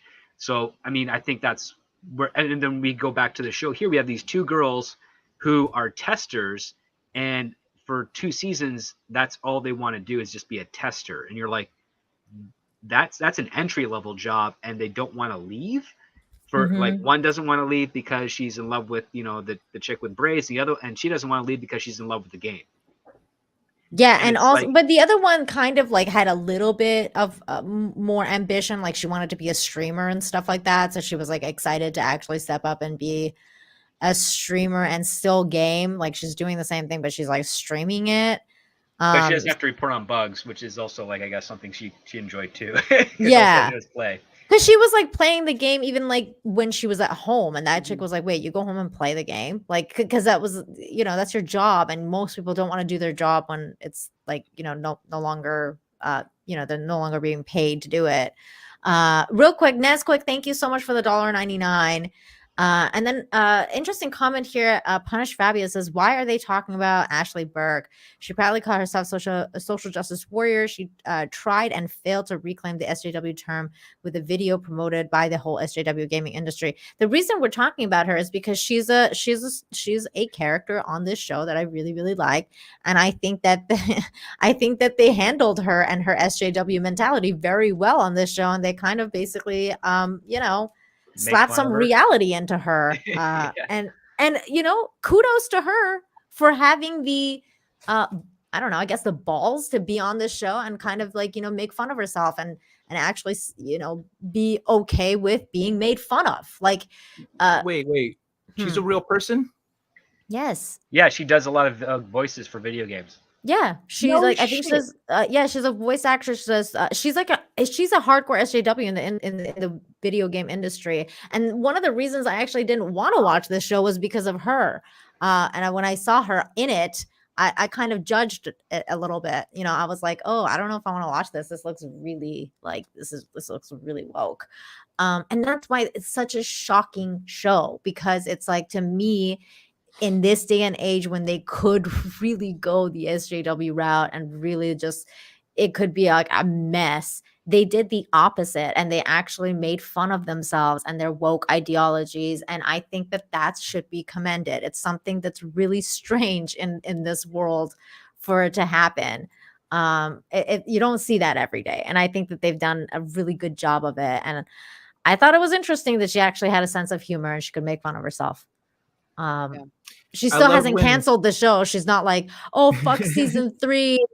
They made fun of my character and like feminism, like F this, I'm out. As far as I know, she's still part of the team and she's still doing her thing. So, I love it's interesting. I love when Ian goes to get her to drive him. He's like, "Hey, are you the really screechy, annoying, like bitchy girl?" She's I don't what? Yeah, perfect, exactly. Yeah, come with me. Yes.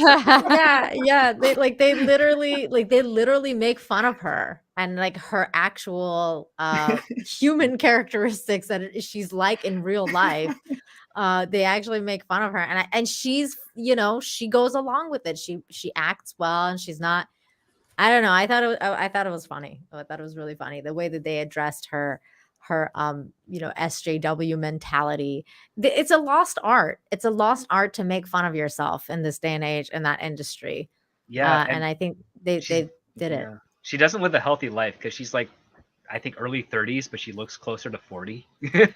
Oh God, really? She's that old? She's I like didn't know. 32, yeah, 32, 33. Wow. But like Um, I was like, she looks a lot older than she actually is, but she's playing a character that's a lot younger than she actually is. yeah, that's weird. Yeah. I didn't know Or the that. color of the hair, right? Yeah, No, I'm maybe. looking at like the bags under her eyes. Oh, dude, but that's also because she's a video gamer and she plays video games all night, and Yeah. maybe that's why she has bags on her eyes. But Fair.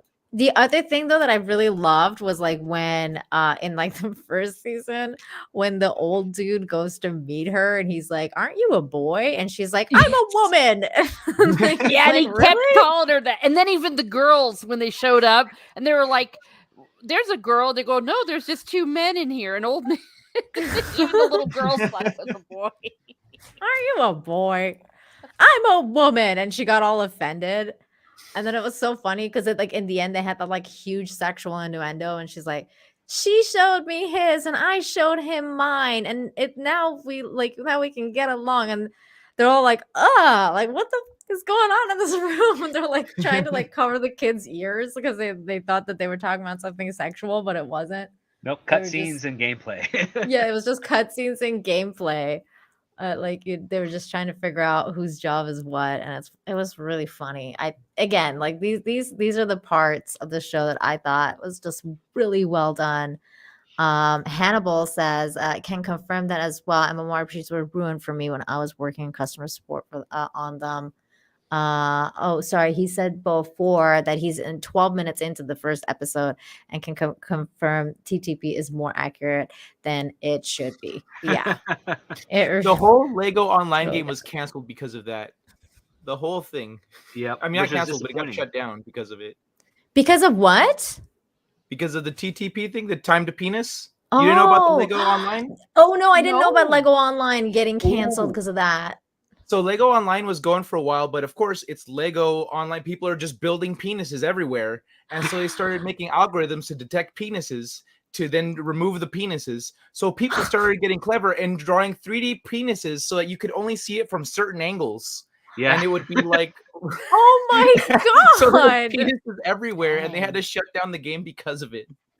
Wow. I thought this was like Which- a Minecraft thing or something. Oh my god. No, I mean happened they in didn't actually Lego. have to shut down. They just should have just made a designated penis area. They couldn't. The whole game was around building stuff, and they I would know. just. There was no way to build an AI that detected penises from The particular camera penises. angles. Oh my There were god, like that's spaceship hilarious. I didn't know penises, this car was real. penises. There's a lot of I remember. This is what I'm telling you. This show is based on a lot of real stuff that happens in video games and streaming, and it's like there's a lot of real things that happen in this show, and that's why this show is fucking genius, man. It's a fucking genius show, with really good sense of humor, able to make fun of themselves. You don't see this every day. This is not the 2021 era kind of show that you would expect. And I think comedy's been suffering a lot because of the, political correctness.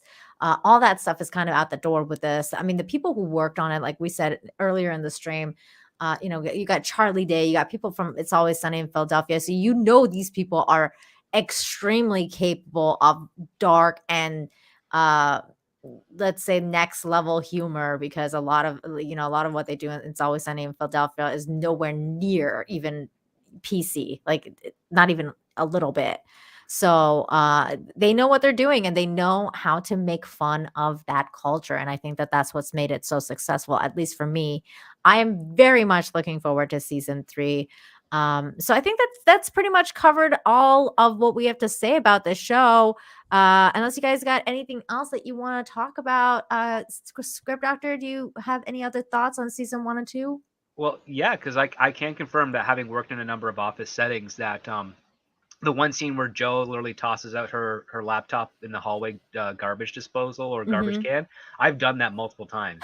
Like walking through a hallway and I'm on a laptop and it just suddenly disconnects from the internet, or I lose all the stuff that I'm on there, and I just don't, without even thinking, just toss it into the trash and go on to the supply tech room and grab a new computer.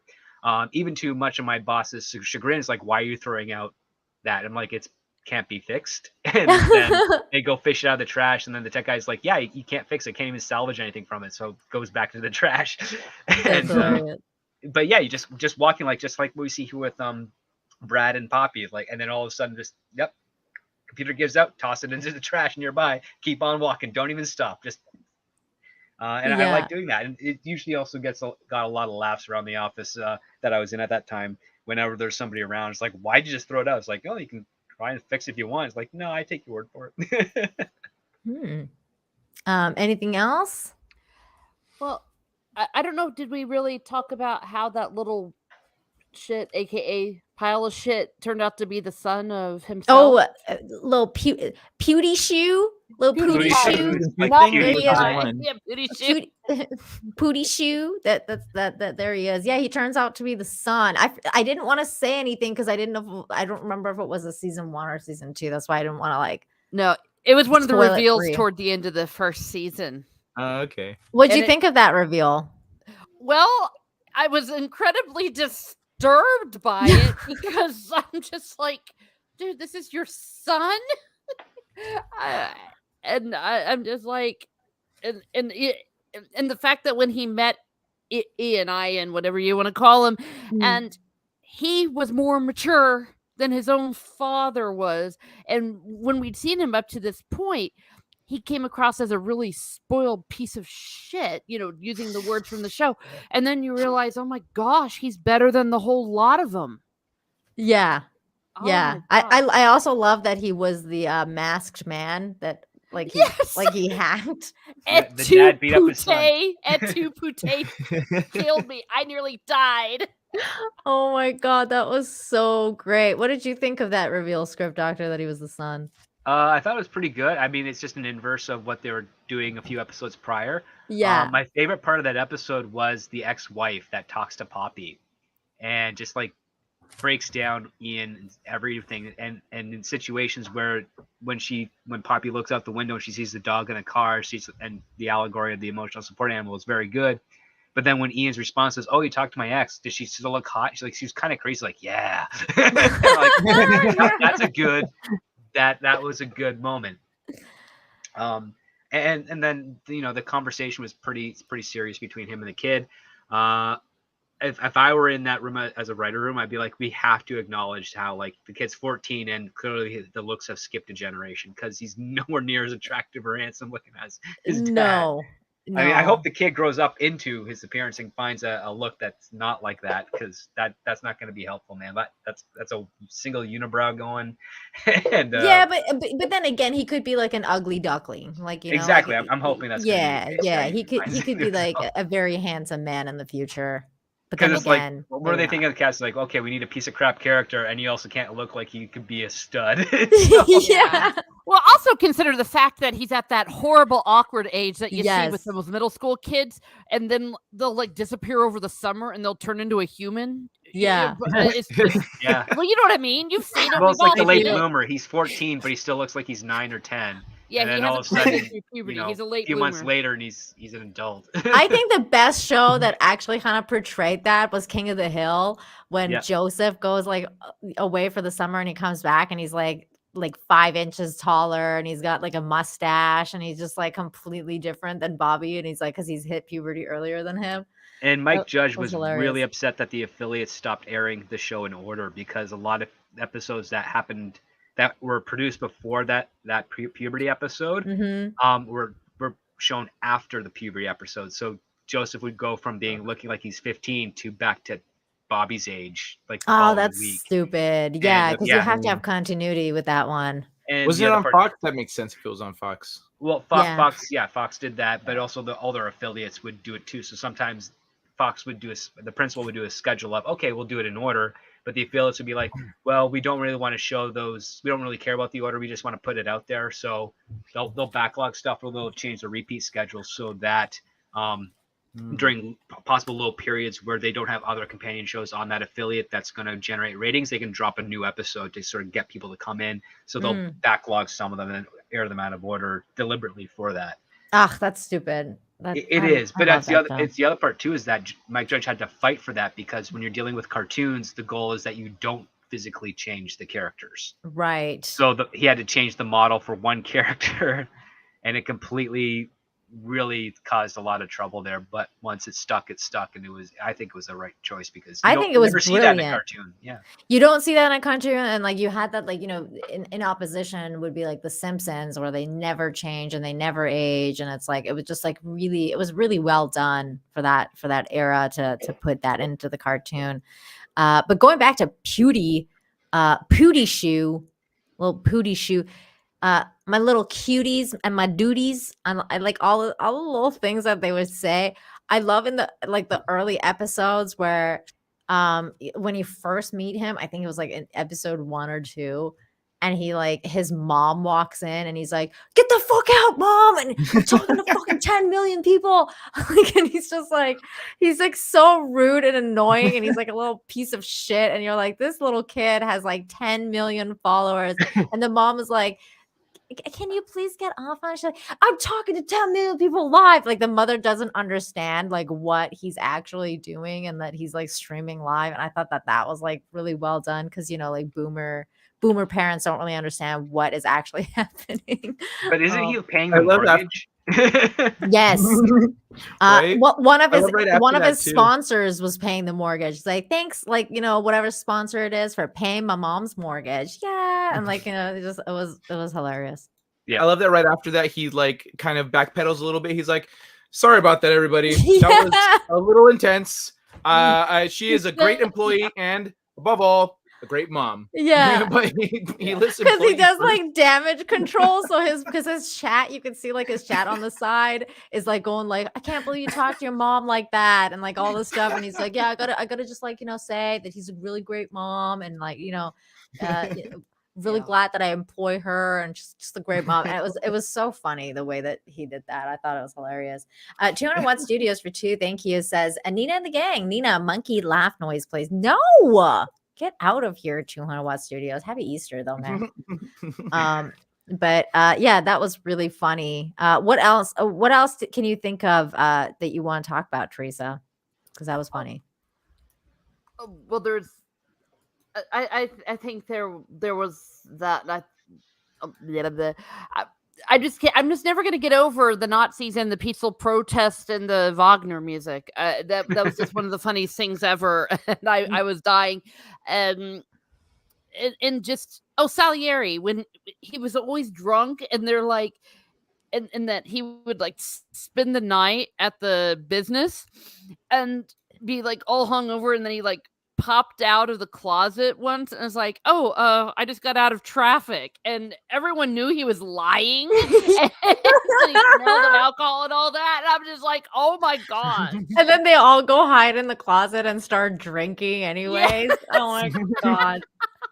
See, and that was like one of those corporate things that's totally close to the truth too. Is like, when you go to like there's a couple of people that are just like, okay, let's just skip out on this shit. We'll be hiding out here, like drinking, and people know, and they don't even care. They're like, whatever. Like, We got a strong breath mint smell, and their face is all red and flushed from drinking in the parking lot.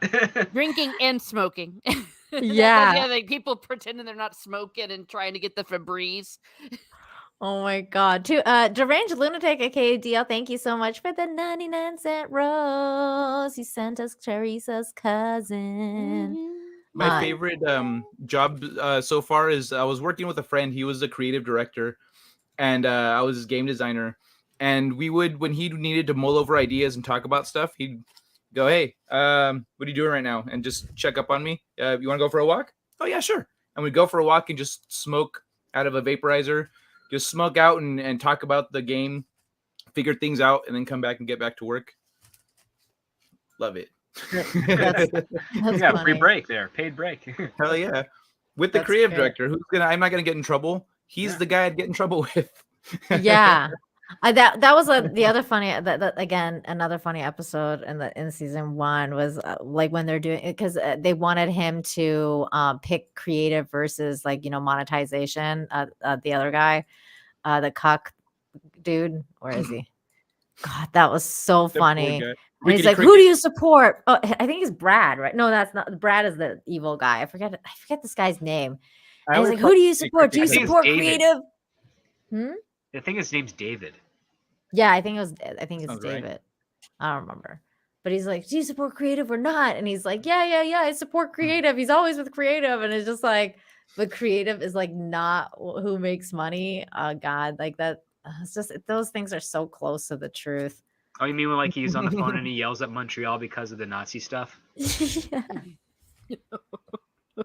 I still can't get over the swastika with the dicks. That's God. The SS, and they part. were saying we can just claim it's lightning.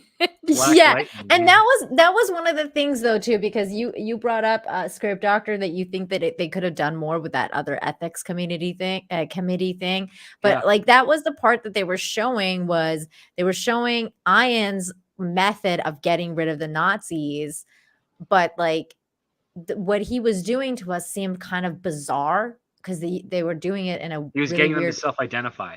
Yes, but like at first we couldn't understand what he was up to, because we were all like, "What the fuck?" Like, because until the end where he was like, "Oh, they said self-identified. Now I can lock them up in the server and have them just, kill each other." But at the time, like at the beginning, you're kind of thinking to yourself, like the way like Sue was reacting, and she's like, "You're putting more Nazis things in there. We want less Nazis. Like the number is 0. We're looking for 0 Nazis." Like, no one really understood what he was trying to do. Oh, And I that understood it like right from the really funny. get-go, because I'm like, they already said at the preface, like, we don't know who's a Nazi. And then But it was the it's like, characters that didn't know. yeah, and then basically we end up having is like, oh, well, the dinner party app and all these things that we're doing allowed us to identify them and then put them on our own separate server where they have no idea that they're not interacting with the rest of the people, because there's like 400,000 of them. Yeah, but it was like meaning what I meant is not that we didn't know, but like the characters didn't know what he was The doing. rest of the characters did not know. Yeah, they didn't understand what he was up to, and they were like, it seemed almost like he wanted, he was encouraging the Nazi behavior, and you kind of think that way because he's the straight white male that's like the toxic guy, and you're thinking to yourself like, is this guy really like adhering to Nazis? And then that's not what he's doing at all, and it's just really funny the way he did it. This whole thing was hilarious to me, by the way. Like that scene where he's just like Why won't the trying to figure watermelon out, explode? yeah, trying to figure out the watermelon and like the amount of time it costs them to do all those things in that green room. And then when she changed his character from the knight to the thing, and he's like giving that speech, and he's Oh, for just the like, gnome? yeah, the gnome, and he tries like, change me back to the knight, change me back to the knight, don't do it. And like that the other guy, the cock guy, is like, it's like when mom and dad fight. Like it's just like my mom and dad's divorce all over again. And then they're like, you got to pick someone, and he's like, I pick mom. I mean Poppy. Oh, that was so good. Oh yeah. Uh, Yeah, there he is. Yeah. I love him. so great. So like the end of season 2, Script Doctor, can you tell us a little bit about what happened? Because that's the last thing we Without saw. spoiling it, yeah.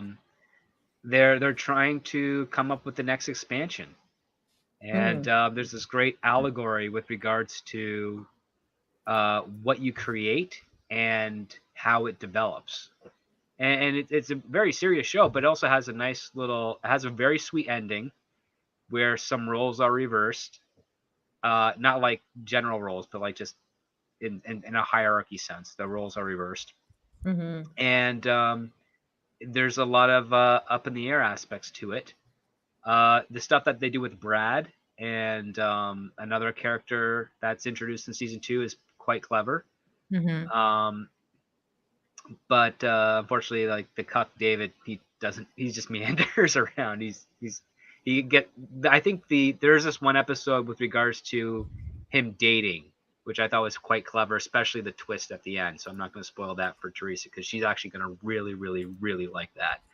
Yay. I agree. I mean, I'm almost like kind of forgotten that season 2, like because I was rewatching it and I just finished season 1. I was like, I just didn't have time to get to season 2, but that's fine because I've watched it before, so like I remember most of the stuff. I was just like, I wanted to rewatch it so I could get that like fresh look. But now I'm excited to go back and rewatch it again. So I'm like, okay, I'm gonna keep watching season 2 now. And I think season 3 is supposed to come out this year in the summer. I think that they've said around somewhere in June-ish. So either way, June, July, it's supposed to be the summer. So I'm looking forward to it. What about you, Kai? What did you think of the end of season 2? I thought it did a really great job of I guess without saying too much, he puts into perspective that what she was trying to do didn't fit for what was already there, Mm-hmm. and they needed to change tactics. But he wanted to see her dream come to life. He wanted to see what she wanted to make be real. It's just the circumstances necessitated different circumstances, and it does a really great job of showing that, like, just because someone's saying no to your idea, or because it didn't work, or because of whatever different things, doesn't mean they don't like it, doesn't mean they don't want to see it. But you got to think about what you're with, like logistically, technologically, etc., what you're working with. There's always limitations, and games are often made with limitations that people don't take into consideration. One time on the gaming lounge, which is on pause right now, with Ords, we were talking about skins and how that a skin costs like $10, and he was like, why does it cost $10? And he was kind of mad about it. And I explained the process of making a skin. And I said, now consider an update, which comes with how many skins, how many different animations, how many different extra things for like the season. And then he says, oh, okay, well, $10 seems pretty good then. And his perspective completely changed once he understood that. Once you understand like how much work goes into these things, and then you're like, oh, okay. But that's why, like, when you play a game that doesn't have micro transactions, or that's why and it's complete, like, for example, like with me and Red Dead Redemption 2, like I think that Red Dead Redemption 2 is one of the best games in terms of like how there's no microtransactions in the single player version. I mean, I don't even think they have that in the multiplayer, from what I understand. You can correct me if I'm wrong, Kai, but like, I mean, the game is so well done in a sense that there's no glitches. They never really had to do anything too like haul and update the game or anything like that. Like in comparison to something like Cyberpunk, let's say, where they released it and Cyberpunk was a total mess at launch, and they had to just completely go back and rehaul things and blah blah blah blah blah. So in that sense, like you just, there's a lot of work that goes into gaming, and there's a lot of work that happens when I think it's just interesting to understand that the game developers and game makers, like they always, most of the time, they want to do stuff that's creative, but you have that Brad mentality that wants to bring in that money, and it's just like that the key balance of keeping the creative thing and understanding like when to add the microtransactions or whatever, because I hate games that have microtransactions. I probably would never play Mythic Quest because of the whole like casino thing, or like because of like all the things that they talk about. Those are the things that I cannot stand in video games recently. But at the same time, like what Kai said, I kind of get that they need it in order to bring in money. I just think that some games like milk it a little bit more than others. Yeah, and there's also not enough games with like proper character customization, Mm-hmm. where you can literally determine the height, the size, the articles of clothing that you can wear, because those engines exist and they're pretty easy to adopt into. It, the biggest time is really just the 3D rendering of the objects in question that you'd be putting on your character. Mm-hmm. And then other stuff that gets frustrating with certain MMOs is when they're very gear dependent. So like you don't even really have a skill tree. It's just if you got like purple gear or whatever it is, and you're pretty much a god in PvP. It's like what's the even point playing, because it's not dependent on how well you can play or how good your rotations are with your stuff. It's you got a guy that's got armor that gives him like 2 million health points versus someone who doesn't have that opportunity because they don't grind or something. American. Sorry, Hold on one sec, Kai. American Legend says no, not really. Cyberpunk was buggy early on, yes, but for the most part, it ran fine and capable of PC. I played it on the PC. It was still very buggy. I played it on PC at launch. My PC was an amazing PC, so it wasn't like I didn't have the stats to do it or anything like that. Like my PC is great. But at the same time, the other thing that was really like terrible about it, I mean, God, awful in terms of Cyberpunk was just the NPCs and like like just the atmosphere and how there's no AI. Like there was literally like no AI. They're like literally NPCs that are walking in a straight line. There's no character interactions compared to Red Dead Redemption. It was god awful. Like I cannot express how much I disliked that aspect of Cyberpunk. That was absolutely the AI was fucking awful. I mean, I've heard they've improved it a lot now, but at launch, that game was, it should never have been launched at when it did. I hated it. I'm glad that you brought up Cyberpunk actually, and then with that comment too, because yeah, like even really good PCs had issues. It was like a hit or miss. Did you have just the right combination of machinery that made the game run splendidly? But there was still a lot missing and a lot of issues. But essentially, if people want some perspective on Cyberpunk and what happened with the launch of that game, if you watch Mythic Quest seasons 1 and 2, you'll get perspective on game development. But then in the end of season 2, with what happens with Poppy and the project that leads to the end of the season, essentially, if the administration was in charge of Mythic Quest and they were Poppy, like if Poppy was the administration, was like, this is what we're doing, make it happen. And everyone else is like, we're not. Yeah, The we're not doing custom-built this. engine we have is not capable of that. We have so much work to do to make that happen. And there was a huge disconnect between what could be done and what administration wanted, and then they just forced it anyway. Yeah. And that's why Cyberpunk came out the way it did. Exactly what you said, Kai. Like it was just, and it was such a wonderful game. And the thing, like for me, was that I had such high expectations because of The Witcher. But then like I played the game fine. It ran fine for me, but it was like it was just not the standard that I expected, especially with regards to the AI, especially with regards to like how I just played Red Dead Redemption, and you see how much the AI and everything like that is so different in that game and so much more superior to Cyberpunk. It was just like such a, the juxtaposition of the games was like just another level. Teresa, do you have any idea what we're talking about? I'm just curious. With Cyberpunk and all that? Yeah. Oh yeah, I know enough about it to know that it's just a complete mess.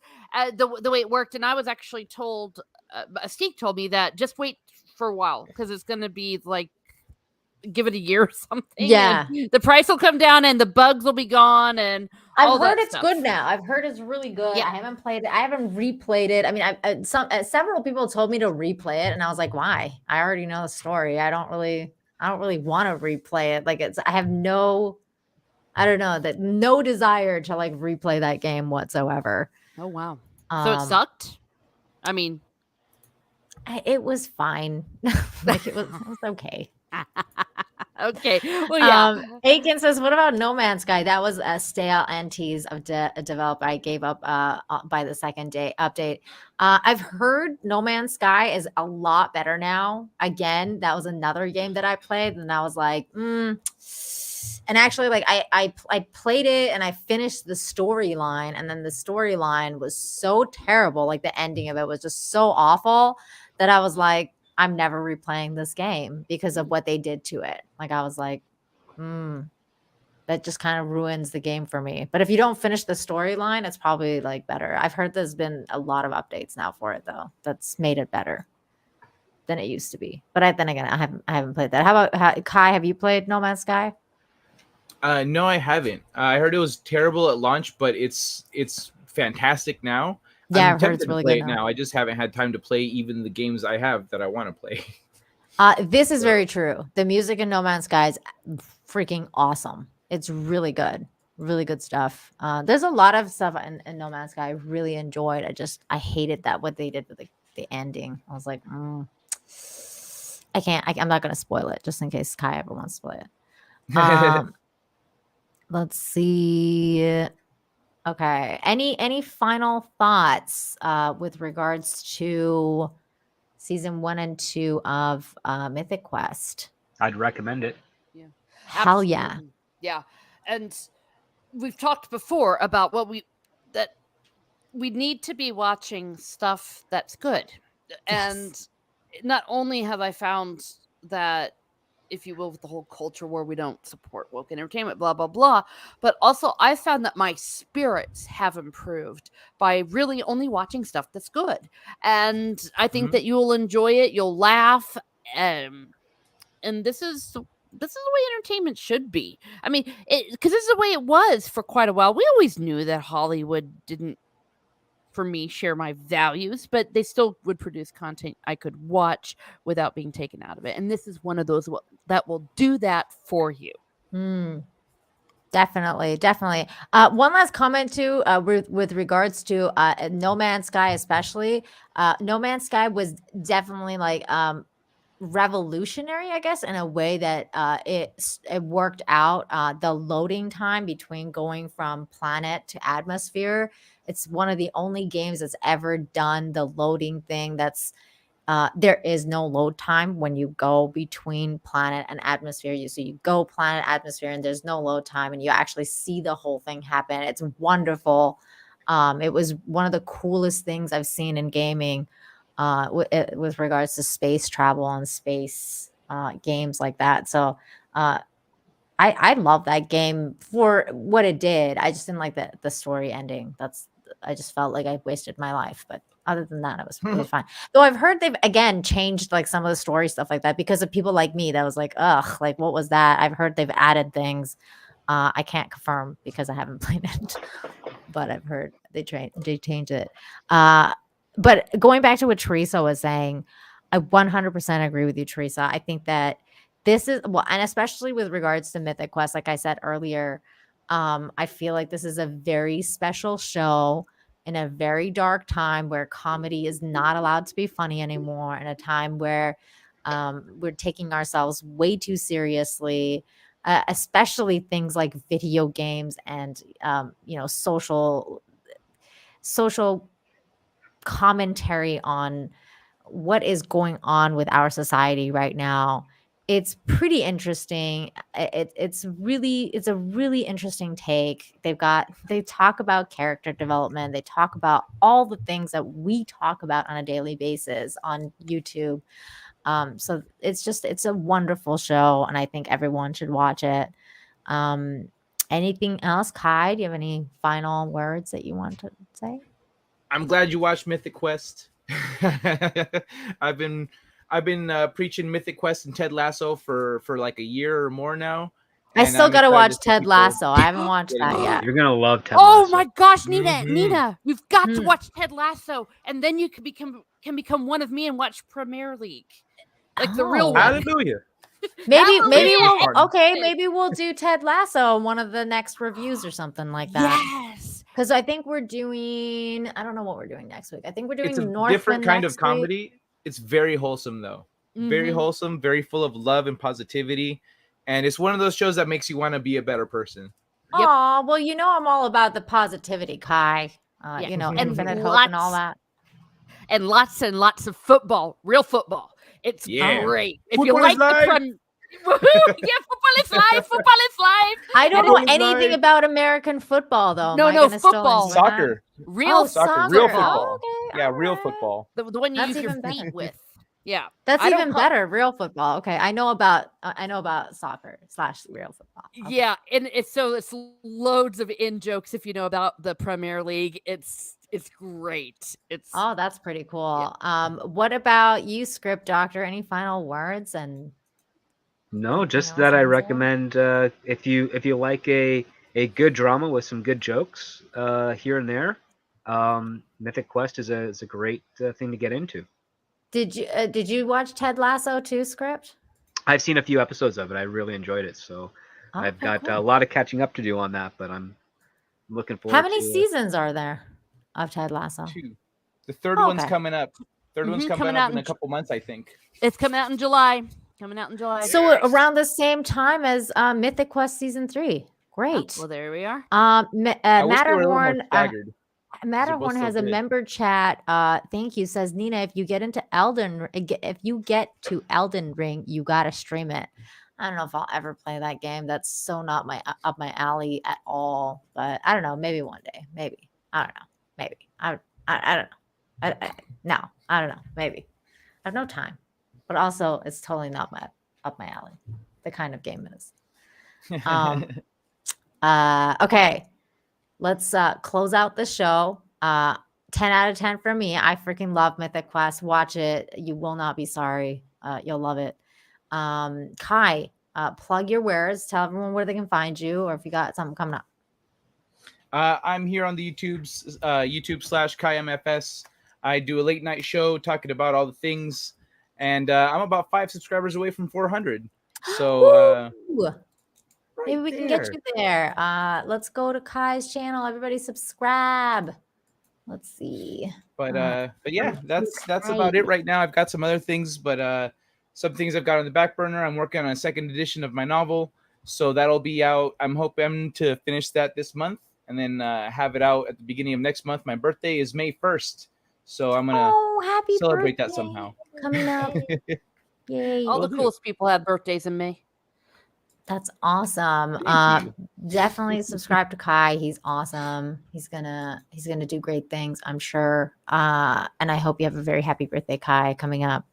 Thank you. Script Doctor, it's been so good to hang out with you again. Thank you for being here today.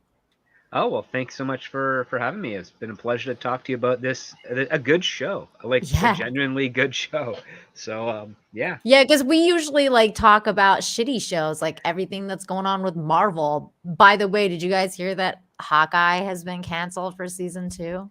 Yep. No. Shocking. So Which is shocking. weird because it was kind of one of the better ones structurally and character-wise, but it just it didn't have anything extra for it. So well, apparently I still haven't watched the final 3 episodes because we stopped doing the reviews for it, and I was like, do I really need to watch this? No. Okay. And then I didn't watch it, but I heard that they ruined the Kingpin on the last episode, and I was like, I'm kind of glad I didn't finish watching it now. I mean, I hear it kind of they fell on didn't its do face it. in the end. Yeah, That's what I heard. well, he didn't really fall on his face. They cleverly disabled him, but they ended up copying a the panel show. from one of the books at the end of that season, and it's like, yeah, anyone who's read the comics knows that's not the end of Kingpin, so to speak. Yeah. Hmm. But yeah, it was just weird. But I think they're still proceeding with Echo because that's going to lead into a Daredevil. I reboot think so. series. I've heard something about the Echo thing, which kind of made me laugh. That's kind of funny. But again, it was nice to see you, Script Doctor. Tell everyone where they can find you. Well, they can find me mostly on Twitter, even though I'm not on it all the time, unless I'm like DMing people. But yeah, you can find me on Twitter at ScriptDoctorPhD, and I do have a YouTube channel where I do reviews and analyses and breakdowns of various film and television. So feel free to check that out. I'm really hoping to upload a new video soon, but I've just got a lot of real life work to do, real scripts to write and pitch and sell and put into development. So unfortunately, that's going to be primarily my main occupation of time. But Yeah, Script Doctor actually does things in real life that we talk about, goes on behind the scenes that we talk about, like stuff. It's like in Mythic Quest, he actually lives that life. It's kind of funny. But yeah, you got a real job. Okay, that's good. I mean, it's multiple jobs. That's the thing that's frustrating about it. Is like, oh, every screenplay, every story you work on is a different job. So it's, yeah, you have to pile them up to get that cash. Sure, I get that. Yeah. But again, subscribe to Script Doctor. I just put Kai's a link in the chat too. I mean, in the description. Script Doctor's in the description. And Ms. Martin Muse is in the description. Everybody's in the description. Teresa, you got anything coming up you want to plug before we call it? Why, yes, I do, Precious. Tomorrow I have the triple review to 2 p.m. Central. We are reviewing mockumentaries. This is Spinal Tap, Best in Show, and Waiting for Guffman. Also, you'll see me on every Saturday at 11 a.m. Central. We are going through the Silmarillion. Okay. And then Anything I'll else? be on your channel. Yeah. It sounded like there was more to that sentence, right? Oh, my Yeah, there fault. was. Oh, my fault. I was like, okay. I was making a proclamation. Okay, my fault. Yeah, we're going to be going to the Silmarillion. Please come and join us. There we are. Perfect. There you go. Punish Fabio says, Ashley Burke is a deal breaker for me. You have no idea what she did years ago, colluding with journalists.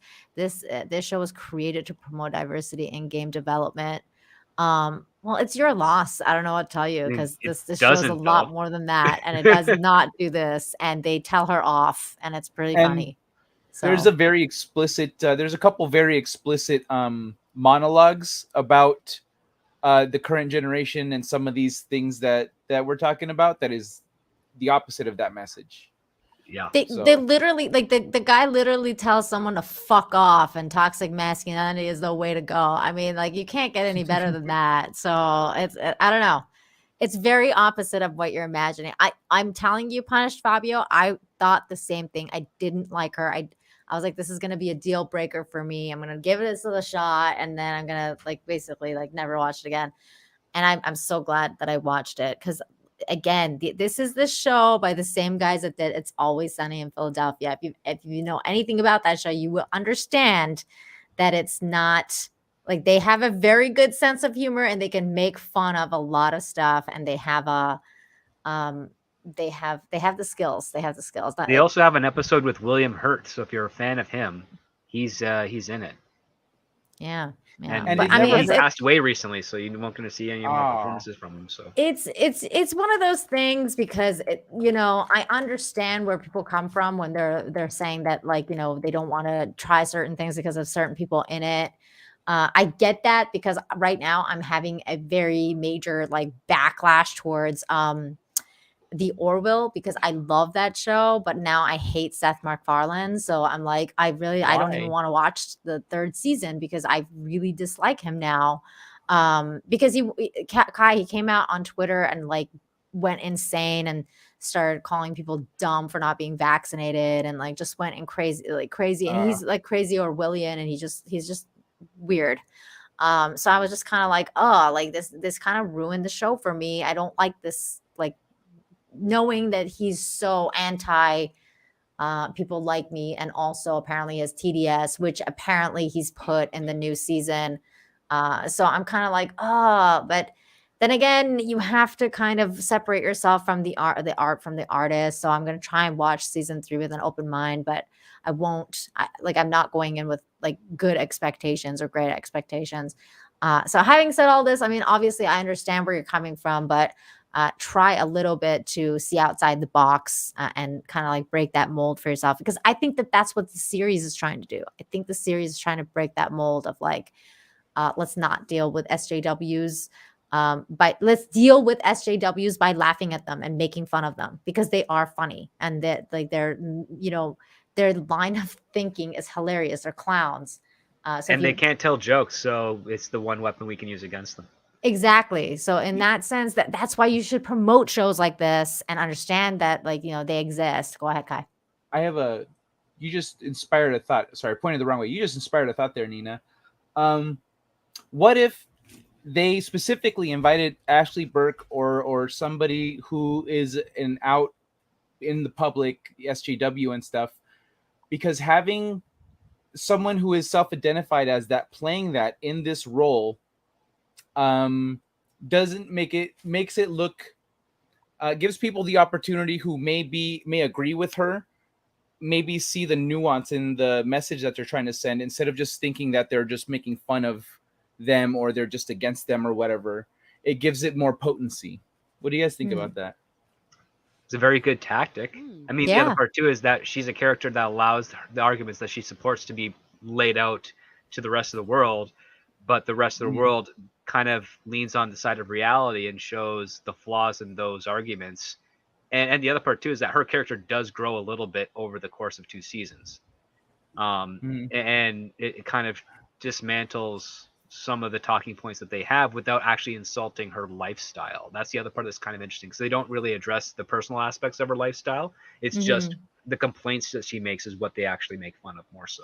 Which is good, because that's basically what you're supposed to do, because we don't really care how you live your life. You go ahead and live your life. But if you're going to complain about things and complain about everything to everyone, then you should, at least without presenting a single solution. Like that's the thing, right?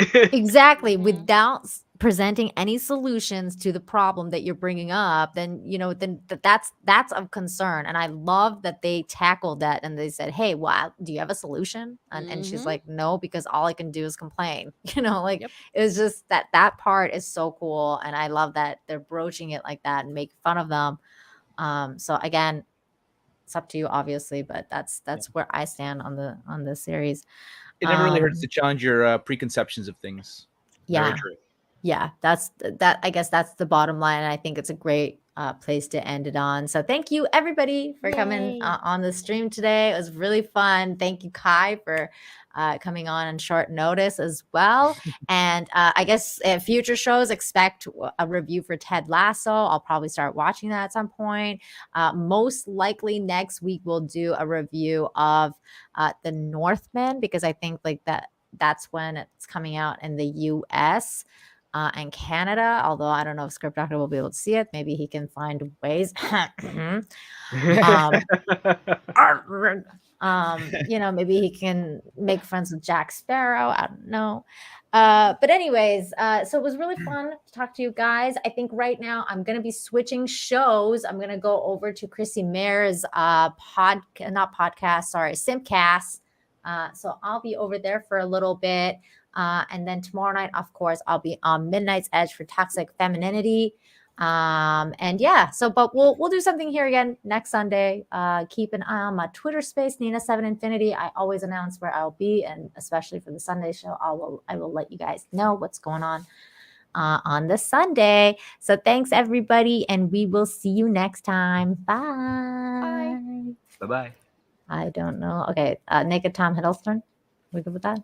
I always want that, but I'm biased. All right. Okay. Bye, everybody. Bye.